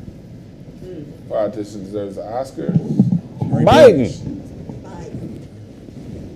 Biden should have 9, 10 Oscars by now, man. He really had black folks thinking he cared. Yeah, he did. He He had niggas thinking it was. We thought we was riding with Biden. Oh my God. They thought he was better than Trump. What about Greg Davis? He got recalled. Why Gray Davis? Because he was, what was he taking away the Uzis and shit like that? About that he had the gun laws and shit. Okay. All these California governors had guns. What about JFK? That was a good actor. Niggas really thought he cared. They thought niggas really didn't think he cared. You listen to his private tapes. He Yeah. was like, this Martin Luther King motherfucker. He said, let's get him some money so we can shut them the fuck up. $100,000 for all black organizations to shut them up. Right. Get him on our side. He did not like him. Hands down, man, it got to be Donald Trump. You think he's so? the most entertaining. He is the most entertaining. He's the most entertaining president we've seen, right? He had us all. Like, what is it? He had us all looking. I think he get the Oscar, man. He's too entertaining. Yeah. Who's more entertaining? What You think he president? acting though? I thought he was keeping it. He was funny as hell. Like he made you know how he feels. He has an act for his constituency. Like when you see him, like when he be praying and stuff like that, Donald Trump ain't never gave a fuck about nothing in church. But then the minute he get in front of the Republicans, he'll start praying and he'll put his head down and you see him pick his eye up. He look like Bart Simpson in church. But it worked though. They ate that shit up. How should a young person choose their political affiliation? Damn, that's a tough one because it depends on how you grow, who influences you. You generally going to vote based on how you influence. Right. And now with this new age, like you're saying, the internet. I don't know, man, because most of the motherfuckers out there just pimps. Right. Yeah. And I will say that I was very proud that we got Obama elected. So, I remember at work, there were some white guys, they probably thought I was really conservative, right? Right. So they say, man, they started talking about Obama. I said, well, I'm going to vote for him. They say, well, you're not voting because he's black. I say, yeah, this is our first one. Yeah. And I didn't really give a shit what his politics was. I just wanted to make sure we had some representation. But to be honest with you, man, since that's not what I do, I wouldn't know how to tell someone to choose their politics. Basically, whatever you feel is going to help you in your pocket, that's who you probably should vote for. I got another question. How do you know when you need an accountant? Oh, you always need that. Why is that? If you are in business, you need to make sure that your W-9s, if you're an employer, if you're giving out 1099s, quarterly tax returns, whether or not you should be an LLC, unincorporated or incorporated, your cash projections. So when you go borrow some money, you know when the other money that people owe you is coming in. Right. If you have people working for you, you want to say, well, what should I do? Should I go to ADP Paychecks to let them handle my payroll? Yeah. That doesn't mean you need an accountant, on staff, but you better have one that you pay and that you trust. Yeah. And that's it. And then you always do continuity checks on anybody, accountant, lawyers. You go on Google, you ask other people about something they say to make sure you get a continuity check. Right. That's it. Oh, wow. Yeah, because I mean, when I think accountant, I just never been in a position where I had to manage my money well. Yeah. Well, there's a little difference between accountant and an investment advisor. Okay. Sometimes they're both. If you're talking about managing, you're really managing inflow or outflow. So you got to be careful. The accountant, I think, is more valuable on managing the outflow of money. Right. On the inflow, your mom can help you with that, and your people you trust. But one thing I say, if you're talking about investing, I think the safest thing to invest in is real estate. Real estate? Yeah. Okay. But an accountant can really help you, show you assets, your liabilities, and your P&L. Right. You know, when before I was working for Northrop, as you know, I did CPA work. I had my own little practice. Yeah. But I had more niggas owing me money, man. Yeah. And I called them up, hey man, what's up? Oh man, the check's in the mail. Yeah. The whole thing. But I really enjoyed it, man. You I ever did had as to- long as I could afford to hang out there. You ever had to really get physical with somebody about your money? No, I'm glad I didn't. Although I always kept my 9. well, and it wasn't because I was going after them. When you're in business, you don't know who's gonna walk up in the office. Right. So I kept my 9. Yeah. And so I actually still got it. Yeah, just because a brother looks square don't mean he won't bust a cap in your ass to protect himself. Straight up. That's a real spill. Yeah, that's good advice. Yeah. What was the best piece of advice you gave yourself on life today? Live in the moment, because tomorrow is not promised. If you are too busy worrying about the past or worrying about the future, concentrate on the moment, because this is all we got. Right. We just went to a memorial service of a relative. Yeah. You guys stay in the moment, work your craft, and count your blessings, man. That's a good one. That's staying connected. Coming back to the point of staying connected, staying one with yourself, being that being. What you got for us, Mimi? Man, my boy, your boy Harvey Weinstein is back in the news. So in the last 2 days, 2 new accusers, allegedly. And so one young lady is claiming that she was having a business meeting with him. They went to the hotel room. And then he got naked, masturbated. Woo. And so, that's her account. Another young lady says she was out, I guess at a film festival or something. He asked her to the hotel as well. They go to the hotel, and there he also, he has her give him fellatio. And after fellatio, then he rapes her. And so I just wanted to talk about this for a moment because... But she said after fellatio, he raped her? Yeah. So the fellatio was cool? Yeah. Wow. So fellatio and then rapage. So the reason I think... Oh, look at him playing it up. You sucker MC. I just think it's so interesting, though. Everyone goes to the hotel room. Why are we in the hotel room? Why are you even going back to this man's hotel room? I mean, you don't have anything else to do. Y'all done with lunch. Wherever you met him at. You go back to the hotel? Yeah, you went to the hotel. Y'all could have had coffee. You could have did anything, but you at the hotel room, right? My thing is, if you don't go to those places, then the things may not happen to you. And you got enough sense to know where you should go and where you shouldn't go. You feel what I'm trying to say? Right. And I'm not saying he did it or didn't, because you wanted to be there, right? And then it didn't go the way you possibly planned. Well, Harvey he didn't. promised you something and you didn't get what you wanted. Now you mad. Now you see, I can get some money. I can get my quick little, I'm in the news too, baby. Right. But really, you wanted to go to the hotel room. You slobbed on that knob on the car. You told a friend. But when he didn't call you back the next day, you got mad. And now he raped you. He attacked you. And I only say that because it happens so many times, and it's so sad. Because the person will, make their move and go to a hotel room with you, but now you've been attacked. Yeah. After you sucked some D, now he raping you. Please. So sad. So sad.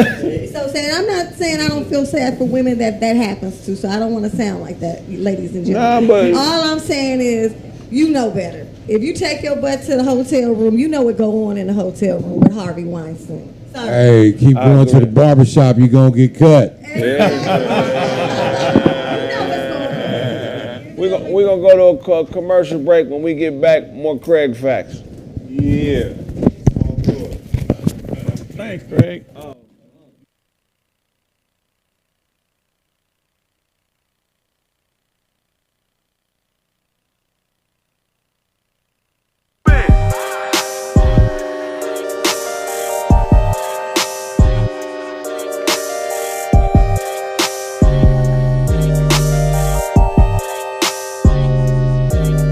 Don't offend me with friendly fire. Don't like your energy, cause men be liars.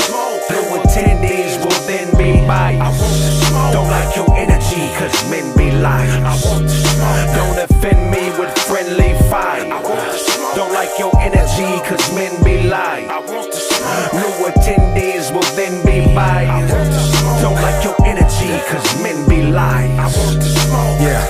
Yeah, I'm just blowing off steam, bro. Trying to get money from my people, but the talent I own fire no equal. Fire up something cause I'm so stressed. New cash money, nigga feeling so fresh. Big money, big progress. Big talking when we cash X. Boss speaking, niggas say less. Are you ready for the prime time? Stop playing, nigga, bang my line. I'ma get rich or die trying. Hater niggas know we been no. Blowing smoke out the window. Pass bucks to my kinfolk. Hang a nigga from a thin rope, but we trying to get it in though. Can't wait to the end though. In game like Nintendo. Hot shit but I'm so cold. My God. Don't offend me with friendly fire. Don't like your energy cause men be liars. New attendees will then be biased. Don't like your energy cause men be liars. Oh, you a gangster on the inside, but I don't like your energy. A parrot in its mimicry. Cut coke, sell crack, hard on black. But watch police kill Phil and you ain't hard on that. We supposed to be brothers, but you forgot you was a Jew. Started acting like a nigga, look what this has come to.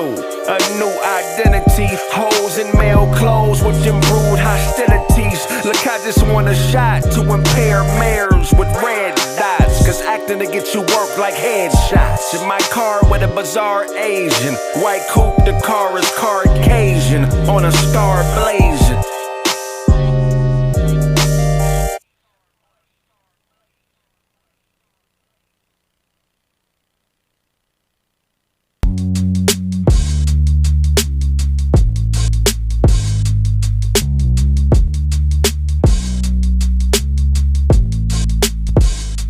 I don't wanna see my mother cry. When you black, it ain't no other side. Your death is like my brother died. Moment, helping hand, loan it. The troops not here to pacify the struggles in my nuclei. Want it, change a man to a dangerous man, especially when the bangers change in hand. Survival evolving black men into another clan. But there's no robes, just diamonds and earlobes and bitches that like to probe. Encoded, like you like me. Might be strike 3, but we're not playing baseball, we're playing to be free. Bogus, new prison is the virus. It's killing off the vibrant. Ridicule the silence. Notice, that's my people in them. He gon' shoot, she gon' scrap. It's just my people in them. He gon' shoot, she gon' scrap. That's my people in them. He gon' shoot, she gon' scrap. We put a Christmas tree in the trap. It's just my people in them. He gon' shoot, she gon' scrap. It's been hard, but it's gon' be alright. That's my people in them. He gon' shoot, she gon' scrap. It's just my people in them. He gon' shoot, she gon' scrap. That's my people in them. He gon' shoot, she gon' scrap. We put a Christmas tree in the trap. It's just my people in them. He gon' shoot, she gon' scrap. It's been hard, but we gon' be alright.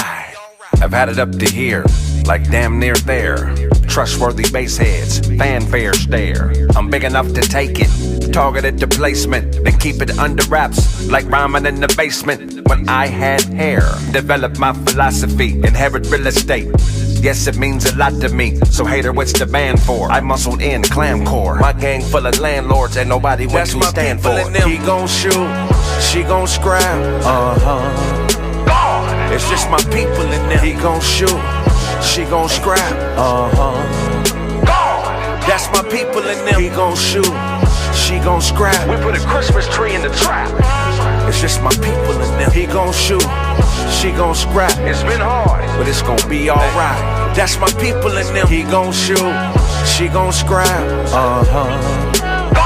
It's just my people in them. He gon' shoot, she gon' scrap. That's my people in them. He gon' shoot, she gon' scrap. We put a Christmas tree in the trap. It's just my people in them. He gon' shoot, she gon' scrap. It's been hard, but we gon' be alright.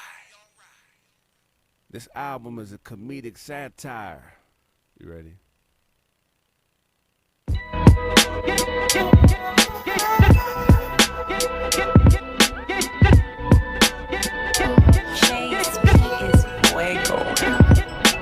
Walking real spry since you put her through the fry. Now she fucking old boy and she don't even say goodbye. Missing old girl and she wants to know the why. But open means open and emotions are a lie. Even if I had a heart, she would serve it with some pie. On a casual encounter with a bouncer over fries. When he give it to you, we gon' finally say goodbye. Cause all I do is eat, drink, fuck, and then say goodnight. I really don't fuck with you. Did you just cough, bitch? Cause you just something to do. You're damn right I'd be a fool for food, but I really don't fool with you. I thought you knew. I really don't fuck with you. Did you just cough, bitch? Cause you just something to do. You're damn right I'd be a fool for food, but I really don't fool with you. I thought you knew. The trouble with y'all is y'all ain't trouble at all. Do what you wanna do, nigga, including dropping the ball. Plan for what's in store, homie, you are not at the mall. You're not a customer no more, but a product of all. Your brother said what? Baby, don't play. We both know Lil Jeffrey gay. You do what I tell you to do, and he do what a nigga say. Plus, I'm the one fucking you. When you feed me bullshit, I gotta stomach you and shit out direction. Like that time you kept your bat by the door for safety. Then I said, if you don't take this and keep it next to your bed, nigga gon' break in the house and take this shit and hit you in the head. I really don't fuck with you. Did you just cough, bitch? Cause you just something to do. You're damn right I'd be a fool for food, but I really don't fool with you. I thought you knew. I really don't fuck with you. Did you just cough, bitch? Cause you just something to do. You're damn right I'd be a fool for food, but I really don't fool with you. I thought you knew.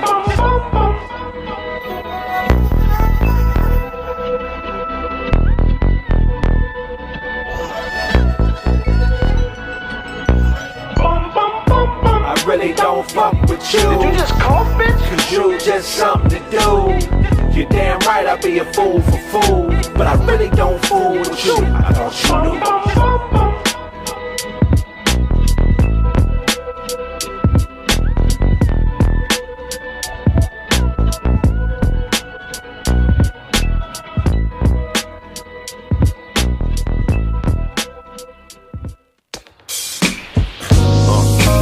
Know me over there, the gangsters call me square, but ain't nobody running up Ric Flair airs. Fake fight, rape type, test them hairs. DNA will pray, X'd in pairs. Cut off too many niggas wearing Jordans, equal testimony recording, so run off and go get fly and kill them all like COVID guy, cause every real nigga knows it's why. Black is beautiful to me, this is all I see, it helps my cheek. No more buying bricks, I only buy IPs. The jack a man gon' starve and need to buy IVs. I'm not a street nigga, that's repeat nigga for defeat nigga. I got a Kevin Hart, so let me explain. This black on black is bum clothes, we need a change. So lighten up a tad bit and laugh at my pain. Hey, I'm talking to you. Bitch, pour me a drink. This woman is cute and this one here need a shrink. I see it all coming, so I know when to blink. Take a bump with this white girl, so you know what to think. Or get slapped with a loose glove and then hang up a mink. I'm not a pimp, I'm a prophet. Since life is a bitch, I tell that hoe when to stop. You know damn well if I owe you something, you can get it from God. Brother, you're a god and it's my favorite earth. At war with these mortals, never wager thirst. Make her taste it first. Finger dipped and slurp. If pussy smelled like a gator burp, that's where danger lurks. Look, man, Lena's damn near head round, hit the brakes and pause. You are not a tough guy, those withdrawals cause nausea to body aches, closing walls. Pistols pop for addiction, exposed to cause. Throwaway shooter, you'll be dead in a week and I'll be in Bermuda. Coded calls, easy puller, leave if not constructive. Neely Fuller and forklift courtship. Unload your problems and force fit chords. You can't talk while I'm talking. She likes to spend money. Dorset, poor chick, surprise her with financial advisor. Mortgage, I'm talking to you, bitch, pour me a drink. This woman is cute and this one here need a shrink. I see it all coming, so I know when to blink. Take a bump with this white girl, so you know what to think. Or get slapped with a loose glove and then hang up a mink. I'm not a pimp, I'm a prophet. Since life is a bitch, I tell that hoe when to stop. You know damn well if I owe you something, you can get it from God.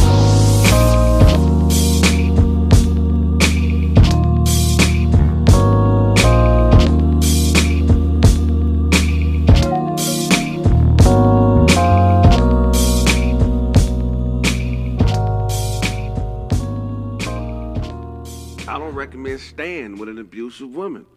But if you do stay with a woman that's abusive and you decide to hit her, you better knock her ass out.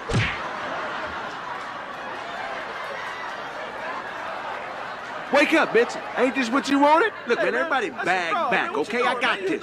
Bag back, nigga. Mind your business, nigga. That's my woman. Leave her teeth on the ground. When she wake up, she'll pick the motherfuckers up. when you play somebody else's game, they only gonna respect you if you can play it better than them. I do not respect Kraig, okay? Because when he punched me, he didn't knock me out. I mean, I seen stars and shit, and my lip was a little bloody, but I was wide awake. I mean, he punched like he don't want to be with me no more. You like it when I shoe shine after I punch you, don't you? Yeah, okay, well, I'm going to gloat then. All right, I'm going to gloat. What's happening? Yeah, okay, I'm bouncing, yeah. Girl, you know what left hook mean, love? He threw 3 jabs. Can you believe it?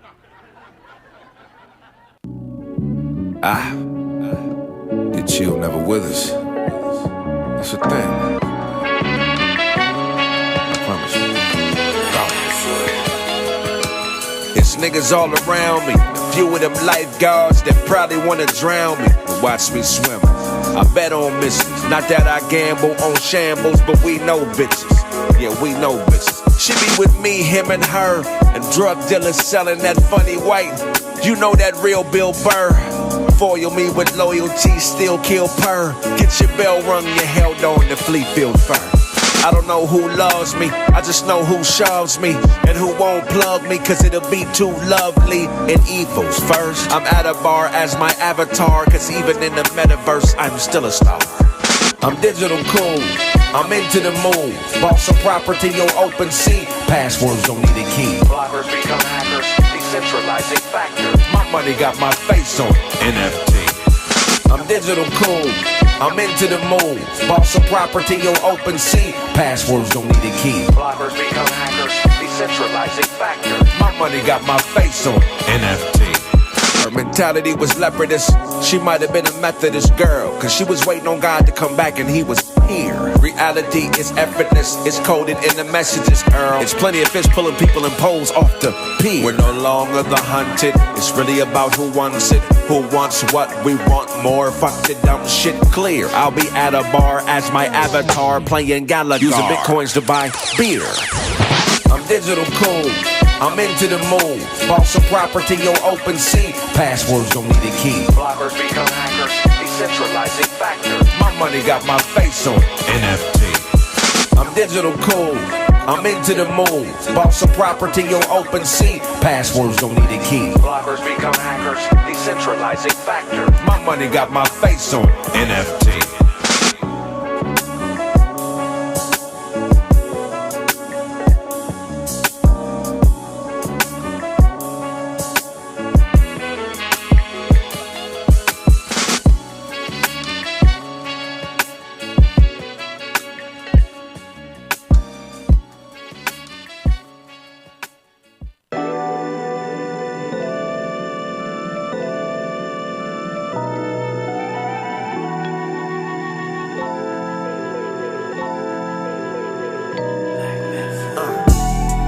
I think we OD'd. Clear the air like some trees until we OD'd. I might move a little fast and didn't plant no seeds, but I'm man enough to say that we OD'd. I think we OD'd. Clear the air like some trees until we OD'd. I might move a little fast and didn't plant no seeds, but I'm man enough to say that we OD'd.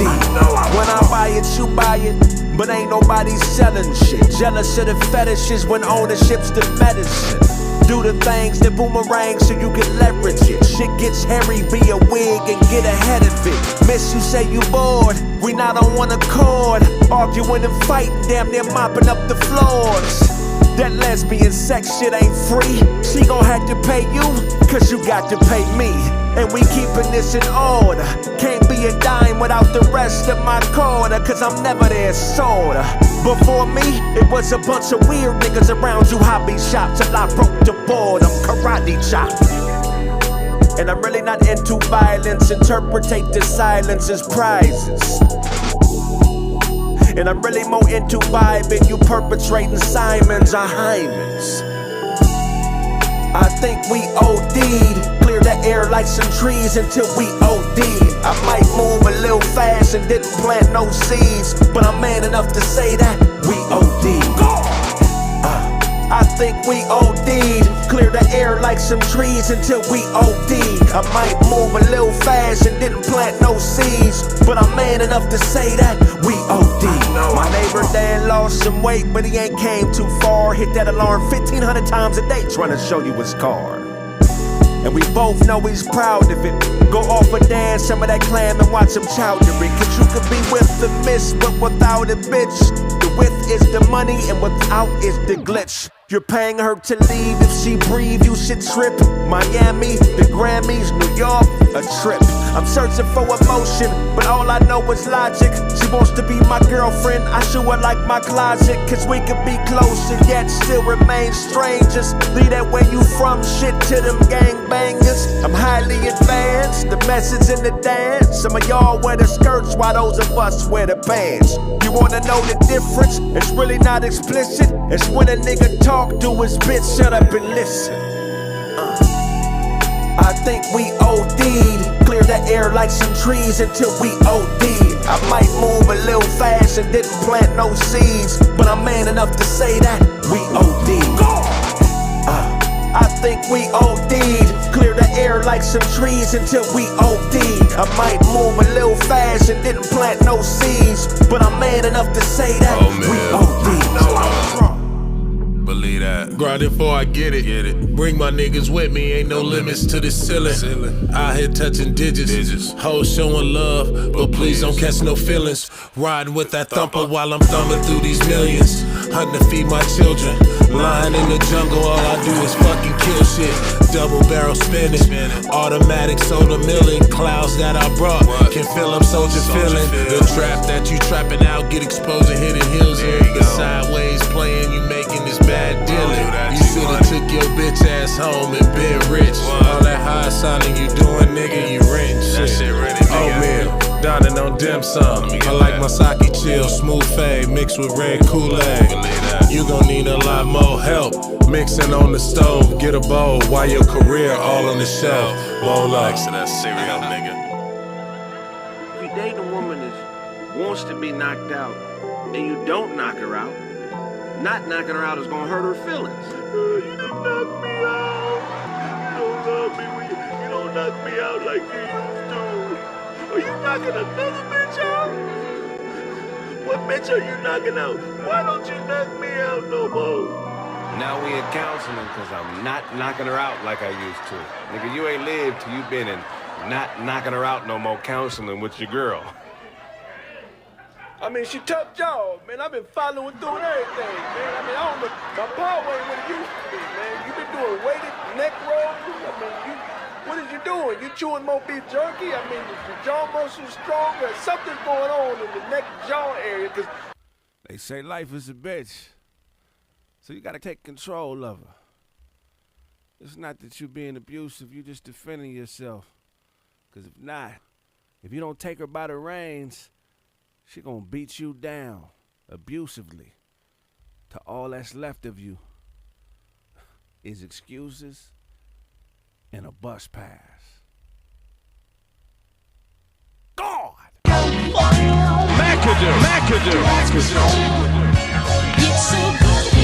The politicking happens. I really don't agree. I should be in charge. She's always late. 3:15. A nigga didn't grow up around here. I'm a fraternity brother, you know? What about me? Yeah, cheesing and talking, campaigning and balking, but ain't doing no walking. Believe in Christ and you can believe in it twice. But we all take the same gambles, watch when you leaving your dice. Rumors included, they get motion sick when you doing the moving. Jump ship, chump lips, need a Buddhist influence. Nigga, you right, zen out and forget how to fight. But these politics ticking with a venomous bite. Bitch, I'm the one, type of confidence you get from a gun. The empowerment a father would give to a son for living his life. They must pay, so give him a price. To keep the politics ticking, walking on eyes. Nigga, you know what I did? How'd you know? Who told you the story? How'd it go? I heard they said you did. Politicus ticking. Where he from? They said you did. Politicus ticking. You dumb, she led you in. Politicus ticking. With nothing to offer, it's you on that altar. I heard they said you did. Politicus ticking. Where he from? They said you did. Politicus ticking. You dumb, she led you. Politicus ticking. Look, man, nigga, look. This is exactly what I heard. You down to your last dollar. You hate it cause he had more. Call a politic on they bullshit and they'll say it's cause he's poor. Yeah, I'm poor. A cup full of it, bullet to bulletin. Establish my parameters, too clean for you janitors. The damages of amicus agreed, are you scavengers? You think you the law, a dog with them stories. So give me your paw and roll for your master. The code is Nigga, Sebastian. you know what I did? How'd you know? Who told you the story? How'd it go? I heard they said you did. Politic is ticking. Where he from? They said you did. Politic is ticking. You dumb, she led you in. Politic is ticking. With nothing to offer, it's you on that altar. I heard they said you did. Politic is ticking. Where he from? They said you did. Politic is ticking. You dumb, she led you. Politic is ticking. Look, man, nigga, look. This is exactly what I heard. They say the chain is fake. You acting light skinned. Check if the armor work. Protects from light wind. Close friend shots. And next to kin. Gold digging whores. And Mexicans. Shit you know, but never thought you knew. Like where to stick it and who it brought you to. There's a motive there. Better find it out. Or be in snake stomach, cause you the blinded mouth. You know what I did? How'd you know? Who told you the story? How'd it go? I heard they said you did. Politic is ticking. Where he from? They said you did. Politic is ticking. You dumb, she led you in. Politic is ticking. With nothing to offer, it's you on that altar. I heard they said you did. Politic is ticking. Where he from? They said you did. Politic is ticking. You dumb, she led you. Politic is ticking. Look, man, nigga, look. This is exactly what I heard.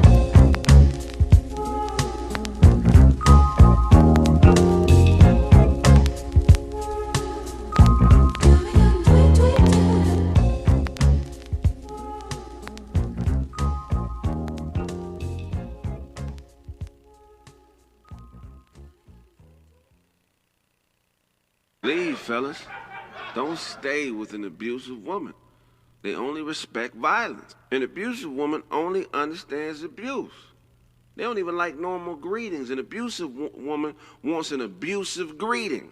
You talking about hi, hello, bitch, I hate that. Bitch, only thing I love is fucking you up, okay? Don't you like that? Yeah, you like when I take the wind from you, huh? It's real hard to breathe, ain't it, huh? Check it. Just a few things on a nigga's mind, you know.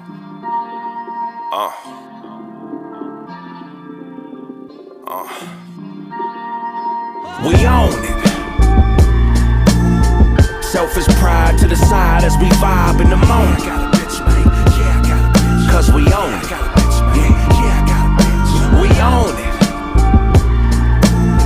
Selfish pride put aside as we vibe in the moment. Cause we own it. We own misplaced gloves, you lost your touch. Never been to Europe, I don't go Dutch. Pay me what you owe me, it ain't that much. Just a few more struts and we can do our stuff. Misplaced hugs, but we can't fuck. Never knew a bomb bitch that can't blow up. Say what you know, she's with us. Greyhound lunch break, meet on a bus. And talk about a new car. Shit we could've had but couldn't grab cause it was too far. Never knew your dad, so when you laugh I still school you. Umar, I did the math, nigga, figure out who you are. I'm on a bitch's mind, I'm on a different time. Check your watch for a breakfast spot, I'm early with the grind. Up before the rooster that'll shoot ya. On top of shit like a roofer. We own it. Selfish pride to the side as we vibe in the moment. Cause we own it. We own it. Selfish pride put aside as we vibe in the moment.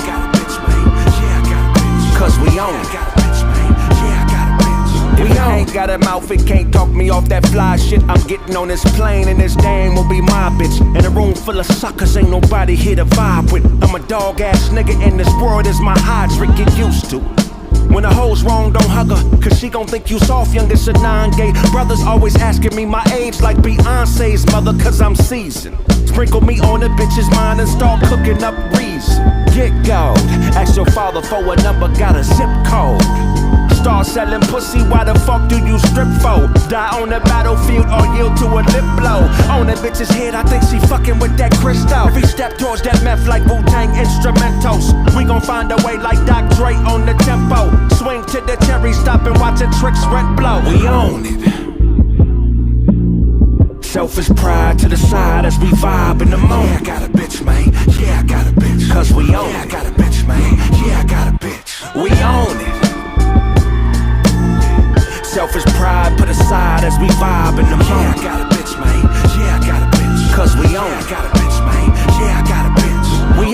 greeting card I got you for your birthday. I'm gonna open up. What does it say? It says bloody lip, black eye. Bitch, this shit ain't never gonna happen. I ain't never fitting to quit. I'm on your ass, ho. And listen to this voicemail greeting. Beep. Thank you for calling. Everybody, I'm fitting to fuck this bitch up. I just want everybody to know my life's mission is fitting to fuck this bitch up. Leave a message after the beep. Beep. Hey, what's going on, Kraig? It's me, Thomas, man. Make sure everything is okay with you and your lady, man. Call me back when you get a chance.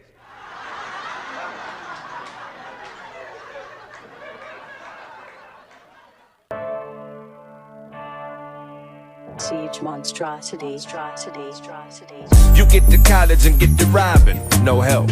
Forget the knowledge, we're getting honest. With your help, the how-to is value, and you were never taught it. Maturity is childproof, you broke it when you bought it. And why else would they give you a charge? A courtroom is a bank, the payment is scars. Speak less and hang lesser, dress to a dresser. Best foot forward, now you are a stepper. Your plans have spice to it, sprinkle them with pepper. Be careful who you lay with, or you become the heifer. We don't see eye to eye, if we did that be way to fly. There's harmony, disarming me. Redemption in glimpses. Like it's all I know. Redemption in glimpses. Why are you smoking on that Winston? We don't see eye to eye, if we did that be way to fly. Like it's all I know. First you hate me, then you love me, then you hate me again. When they tap you on the shoulder, you stop talking and bend. But I am just a confidant and regular friend. Here to teach a woman to fend for herself. If she can help it, won't need help with the bends. And never fuck a man you would sell if they was buying. Love with a price on it is two people lying. Or you can have sex with a lot of men, but if you lie about it, whore. Rich in desire, but integrity is poor. Don't just monkey round, co-own the zoo. Keep your monkey to yourself, that's the chore to do. And clean them clothes, your cleavage shows. Cause the king will leave Cavalier and Cleveland hoes. For better, nobody owes you love. You are not a debtor, woman, you're a god, or probably something better. It's bigger than emotions, a letter with a feather. It's light and you bring light, a treasure. If we did that be way to fly. There's harmony, disarming me. Redemption in glimpses. Like it's all I know. Redemption in glimpses. Why are you smoking on that Winston? We don't see eye to eye, if we did that be way to fly. Like it's all I know.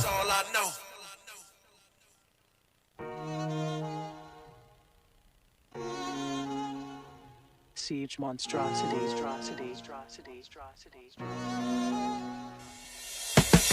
You hate criticism. You let a man cartwheel then punch you and said you wasn't living with him. They show out around you, won't do a thing about it. Thugging and harmonizing, watch them sing about it. You have a white mind. You think blacks are lazy and mixing Kool-Aid with they white wine. And that's the thing about it. Can't even talk to you. Ghost of a real nigga. Watch me walk through you. You fight your girl, man. Cuss out the mailman. Go to jail and become a trail man. And that's the thing about it. God dropped you a breath mint out the sky, said take this, and I'll think about it. You a bitch ninja. You a bitch ninja. You know what you do. Probably fuck around and try to kick ninjas. You a bitch ninja. You a bitch ninja. You know what you do. Probably fuck around and try to kick ninjas. You a bitch ninja. You a bitch ninja. You know what you do. Probably fuck around and try to kick ninjas. You a bitch ninja. You a bitch ninja. You know what you do. Probably fuck around and try to kick. I'm telling you, he's trained. And I know what you'll say. You run way back over there and say shit's happening today. The money, the ops, the drop. But I ain't no dope dealer and I ain't running from no cops. And why should I? I'm so hard to find. A spy had to hire a private eye, cause I'm a private guy. Nobody knows where I live, not even my kids. They have stains on their hearts, it's blood on the bib.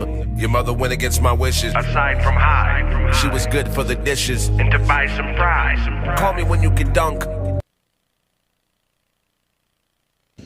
Oh my God! Welcome back to Kraig Facts. Such an illustrious episode. What up? We got Clipper Dan in the building. Clipper Dan. Clipper Dale cousin. Cripper Darrell, what's going on? Tell the people who you are, man. Hey, my name is Chevelle. They call me East of the 110. I represent that east side. East side. You hear me? Yeah, east of the 110. That's Blaze, big brother. Kind of like that. That's Blaze, big brother. Little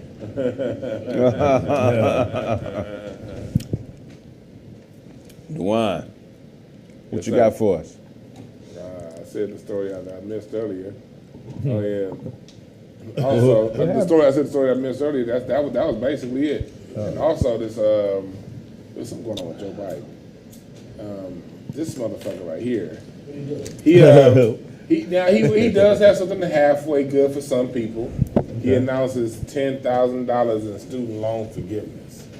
10,000. So for people that went for the hustle and took out student loans for college, y'all about to get basically the interest wiped off of, but y'all still gonna, $10,000. So, salute to that, I guess. You can get more than 10,000, Joe? Cause y'all taking out a lot of money for school, what y'all? Hell yeah. Nigga, you too, nigga. Shit, I paid my way through cash. You paid your weight in cash? Oh man, yeah, basically. That's how much college cost. God damn, that nigga filthy rich. I paid my way through college cash. They got his own bank. That's a lot of money. That's a lot. Hey, that's a nice nude color shirt you got on, Craig. Nude color. But so for those of you who took out them hundreds of $1,000s, he wiping off some interest for y'all. That's dope. 10,000, man. Damn. Hey, boy, I knew there was a white man out there that liked us.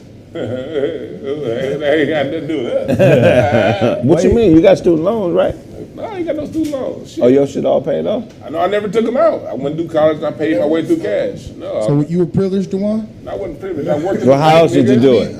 I worked and I did loans. You was a teller, nigga. Then I did loans. You remember the loan market? Teller money ain't paying off student loan money. Wow. You was tucking, nigga. That's what you was doing. When you go to Southern Market College, it ain't that expensive. Cal State Northridge ain't that expensive. Well, I remember when we first graduated from high school, you could go to junior college for $11 a unit. And that's when I went. Yeah. I went because everybody was going to them, taking out loans. I went to junior college to figure out what I wanted to do. That should be like $300 a semester if you're on a full-time schedule. Then when I went to Cal State Northridge, that shit was like $1,500 a semester. Pay that shit cash. It ain't like that no more. Ain't like that no more. No. Why don't you go back and get your master's? I ain't about to spend no $60,000 for a white person to say I'm smart. Figure that shit out myself. But you get to be a master. Or just that master only matter to you, Mr. Miyagi. It only matters to you, master. So why not get a master's at HBCU? So why not get a master's at HBCU? Why would I go to HBCU? Why I live in LA? Why the fuck would I go to the HBCU? That don't make no sense. Because you like learning black knowledge and going to a historical black school and you getting an accreditation as a master's, that'll look good on your resume, no? That only matters to niggas who care about what. Thank you. That only matters to people who care about what other people think. Anything they have in school, I can buy a book for that. I can buy all them books. Dwan, you running from your calling. What's my calling, Reverend? Culinary Arts School. You should have been at the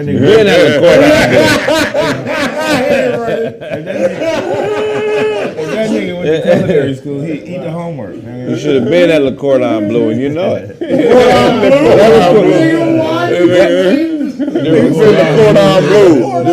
Le Cordon Bleu call you every other day, nigga, and you ignore his call. You know why they call you. He's a good baker. You look like you ran a church that went out of business, nigga. Fuck you. Yeah, but that's some cold shit, man.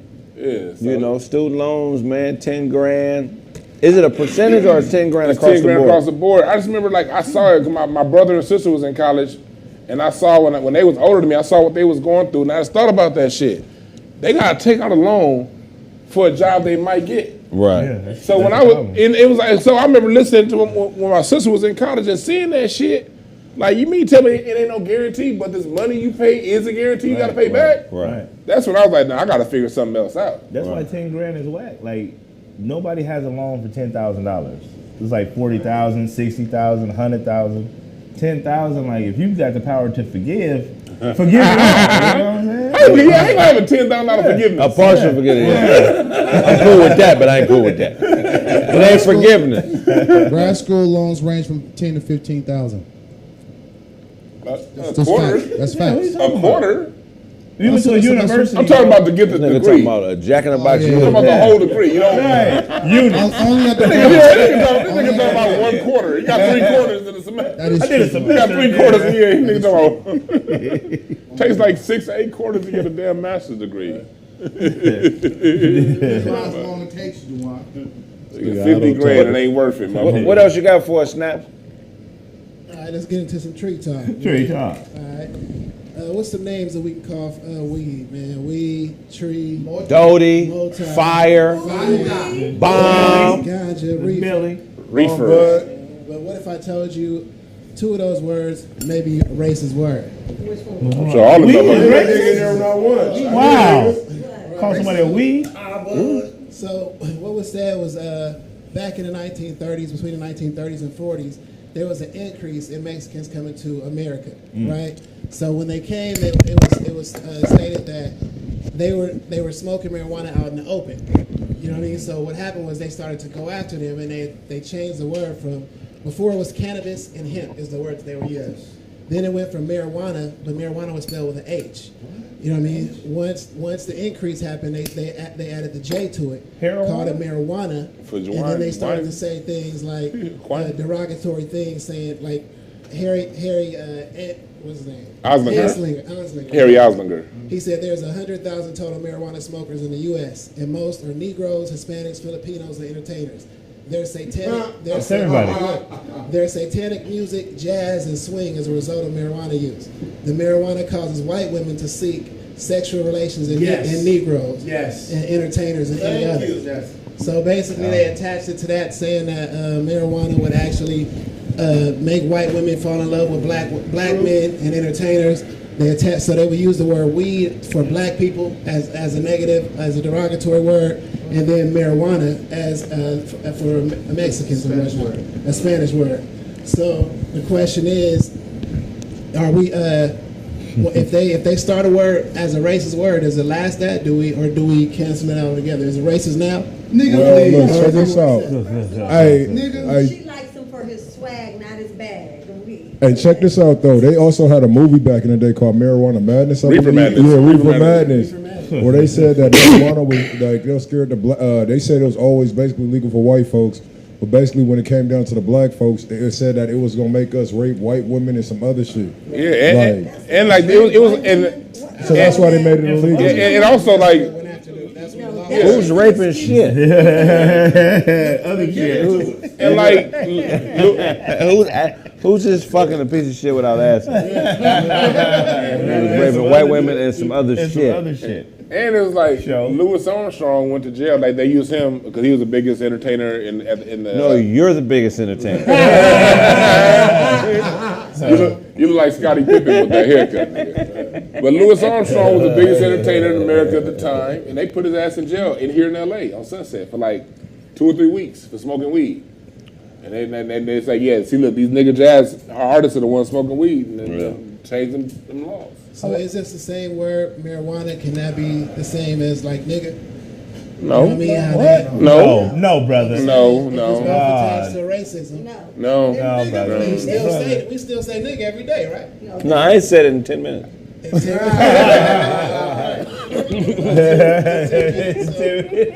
it become accepted, or is it that we just didn't know? You know what I mean? Because you asked the question earlier: if we do something racist without knowing that it's racist, are we still racist? Right. The same thing, like for instance, the Nazi symbol. That actually was a holy symbol. It's an Egyptian symbol. It's it's an Eastern Asian symbol. No, it's an Egyptian. Egyptian, then the Chinese got it, and then ain't no Asian without niggerdom. Right. Period. And then square. Hitler took it and flipped it, and then We saw mixed what he it. did with it. Now the people who are believers in that symbol, or should they stop believing in their faith just because Hitler, rebranded it? No, you know what I'm saying? This is really what it is. They rebranding a label like we rebrand nigga, and we accept it, but we don't let motherfuckers say it. But still, just rebranding. I'm gonna tell you where this article stimulates from. First of all, there was a family, and the white girl loved hanging out with the black men. And he said, "Why, oh why could that be? He's got marijuana." Marijuana. So the bottom line is that's just all there. It's a reason to find a way why we're liked. Because we've got marijuana. You feel what I'm saying? Right. It's all a theory. Because they have to find a way because we're all bad, you know. So it has to be the marijuana. Puff, puff, pass. Otto, how cold is it in your house, bro? Why are you dressed like that? It's snowing at your house? It's summertime in LA, bro. Because I'm sitting over here around all these snowy peaks right here, so it's kind of chilly over here with these mountains, these mountains right here. Right, see? Basketball players don't get mad at me. That nigga dressed like an Alaskan. What else you got for us, Otto? Oh, that's so snaps.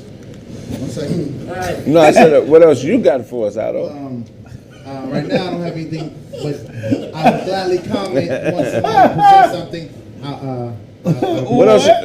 What else you got for us, show? You already know what it is, man. It's your boy, the Real DJ Show. So look, man, you can always get caught slipping anywhere you at. So look, man. So the energy of today's hip hop today is, man, it's going crazy. So just last year, the year before that, we lost a rapper by the name of King Von, right? All right, so all of this drill music, you know what I'm saying, sliding on the ops, stuff like that is happening. You're not safe nowhere. So just recently on Friday, man, we had Quando Rondo, man. He was in Los Angeles, I think it was in La Cienega, and he was a victim of a drive-by shooting. He didn't get hit, but the person that he was with, one of his boys, got killed. You feel me? So it's just like out here in LA, you know what I'm saying, they got the gang ties, stuff like that. You know, all of these entertainers come out here in LA, get involved when they really don't have to. You know what I'm saying? They make themselves a target. You know, for me, I don't know that man's situation, but me as a person, it's like I feel like there's people that would like love to be in a situation, you know what I'm saying, that's not in a situation, probably never will get in a situation, but they just throw it away just to get back in the worst situation they try to get out of. Quando Rondo is in denial. He's in denial. He still thinks that he's a regular citizen. You at war, bro. Yeah. You were complicit in the murder of another man who was a respected gang member, and then you associate yourself with gangs here in LA, bro. You in denial, man. You pregnant with beef and you acting like you're not. You need to be in the house. You need to booby trap your yard. You need to hire security. You need to stay your ass in the house. You don't need to be out in LA going to clubs and partying. At all. You are a wanted man. And on top of that, he is a picture going viral right now of him throwing up a LA gang and putting a middle finger up. Look, man, this LA gang shit ain't nothing to play with, bro. Not all. You better not play them motherfuckers. No. That ain't no, man. You better stay your ass in the woods in Georgia, nigga. Make music, put it online, and get this shit about 10 years to blow over. Yeah. You a decade in the rears, my nigga. In the rears. A whole lot of niggas got to go to jail and die and all that before you can come to LA and be all right. Yeah. I just miss the days when artists were real artists and just like making music, you know, to bring joy to a room, not just, you know, to chase the bag. I saw an interview where he still couldn't understand why people didn't want to book him for shows. Right.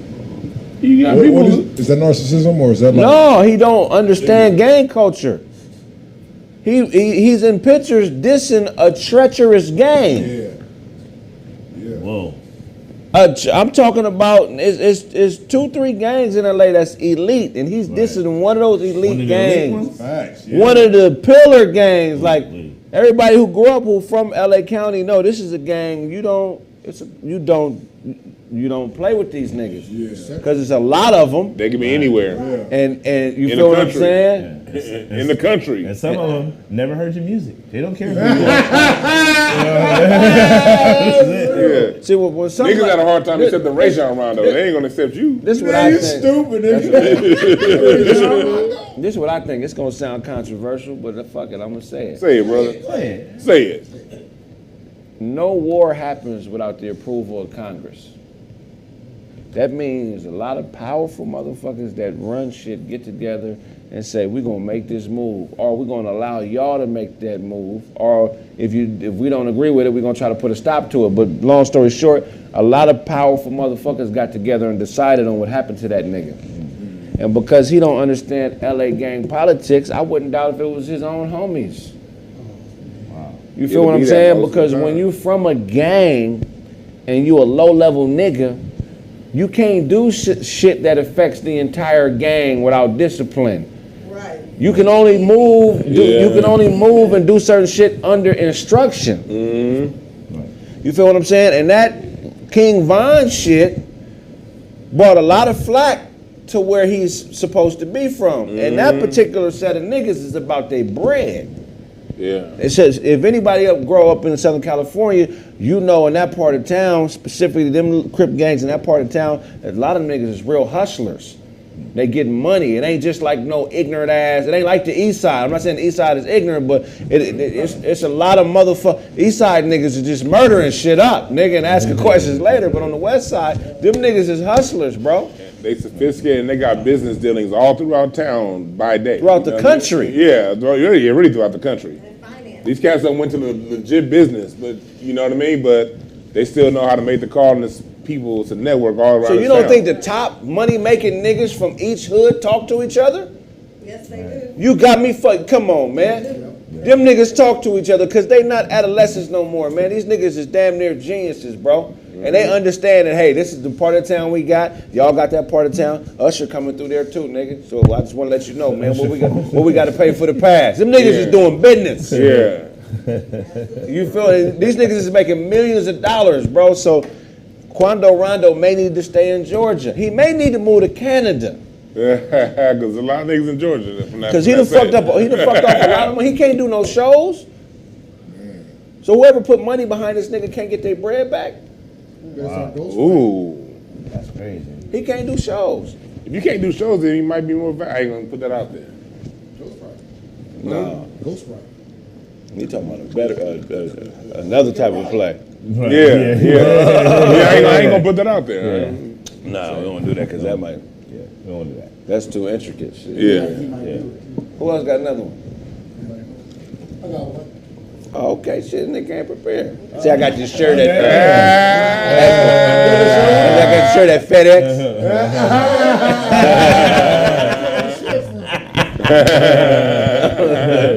Go ahead. In March, they say a meteor hit the moon. It's all documented, it's all on YouTube. And then they try to, it's a big explosion. It was a big explosion on the moon.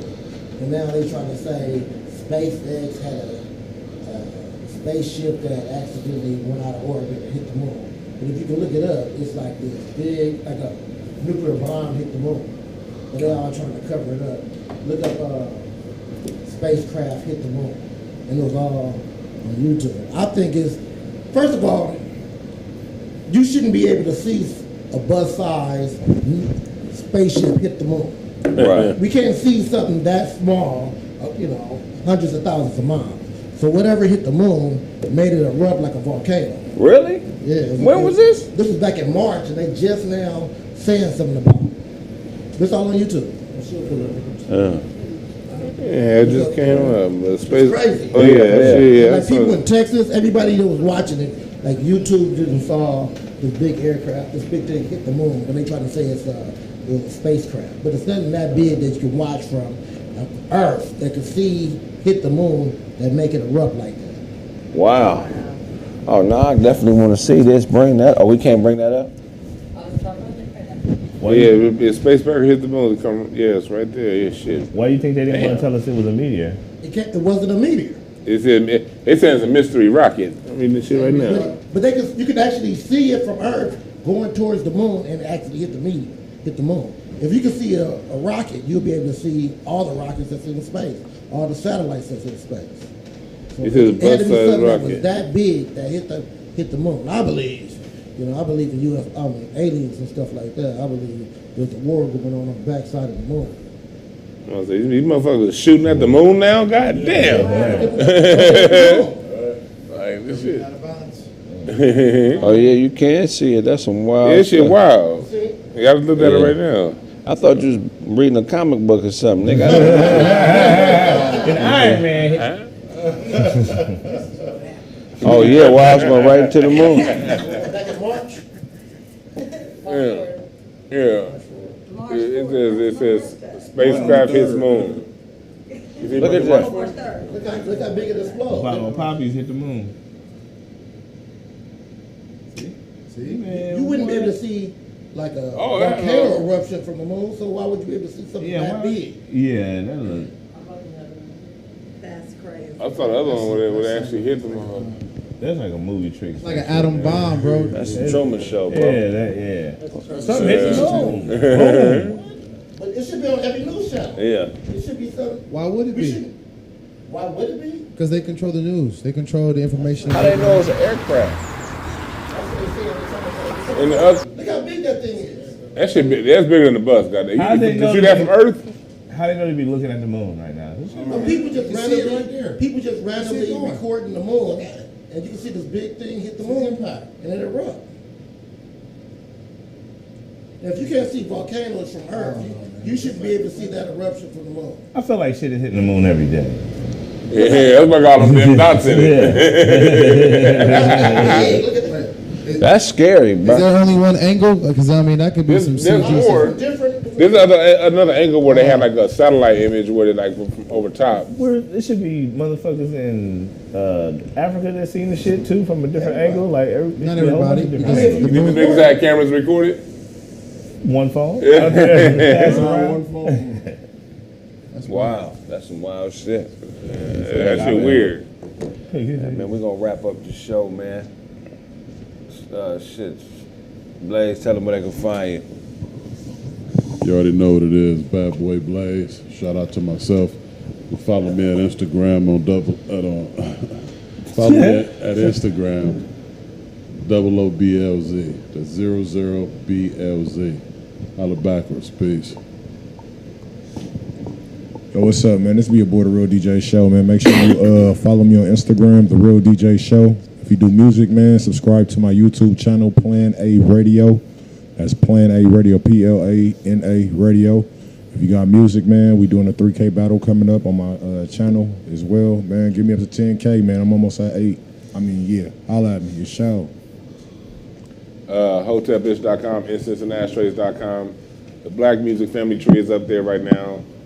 Book coming out real soon. Oh yeah, that's the tree, right? Oh yeah, am I pointing the right way? Yeah, that's 400 years of music history on one tree, going down to sacred spirituals all the way through hip hop, funk, techno, blues, jazz, rock and roll, country, Appalachian, all that shit, salsa, all that shit was created here in North America. So yeah, music history on a tree, and I'm explaining the whole history on incenseandashtrays.com through a series of videos.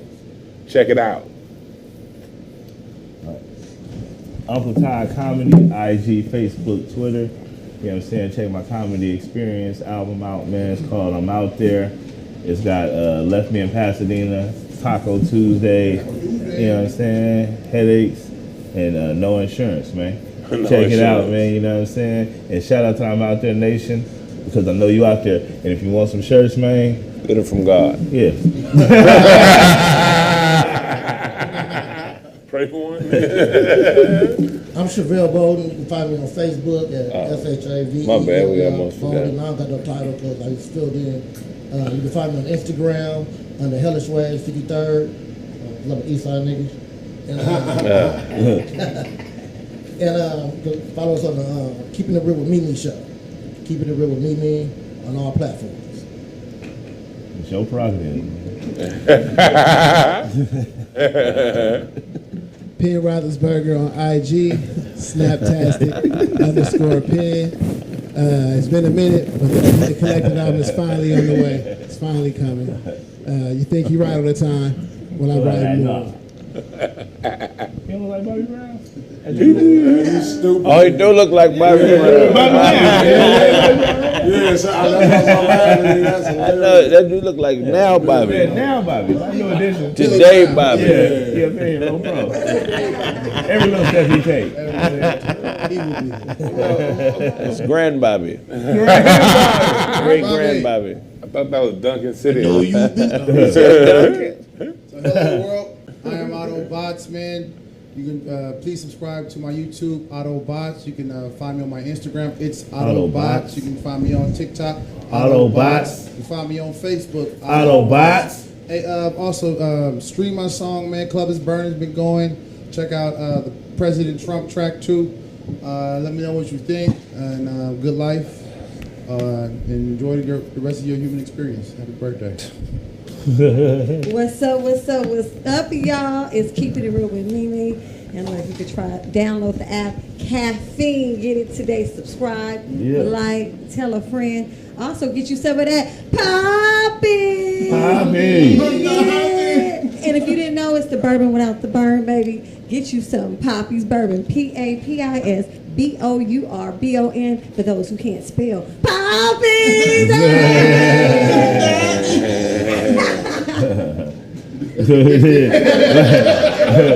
Why did he say this shit make the homie look.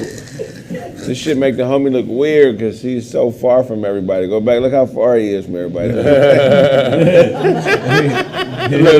like an outside blitz. Nigga in the parking lot. Strong safety over there. And Bobby Brown was just a motherfucker. Every little step he take. Everybody got their shit on. You got yours all blazed. Back on you, Captain. It's back on me. Hey, man. Appreciate Uncle Robert for coming on the show. That's been this episode of Kraig Facts. If I owe you something, get it from God. God. Get that Subscribe.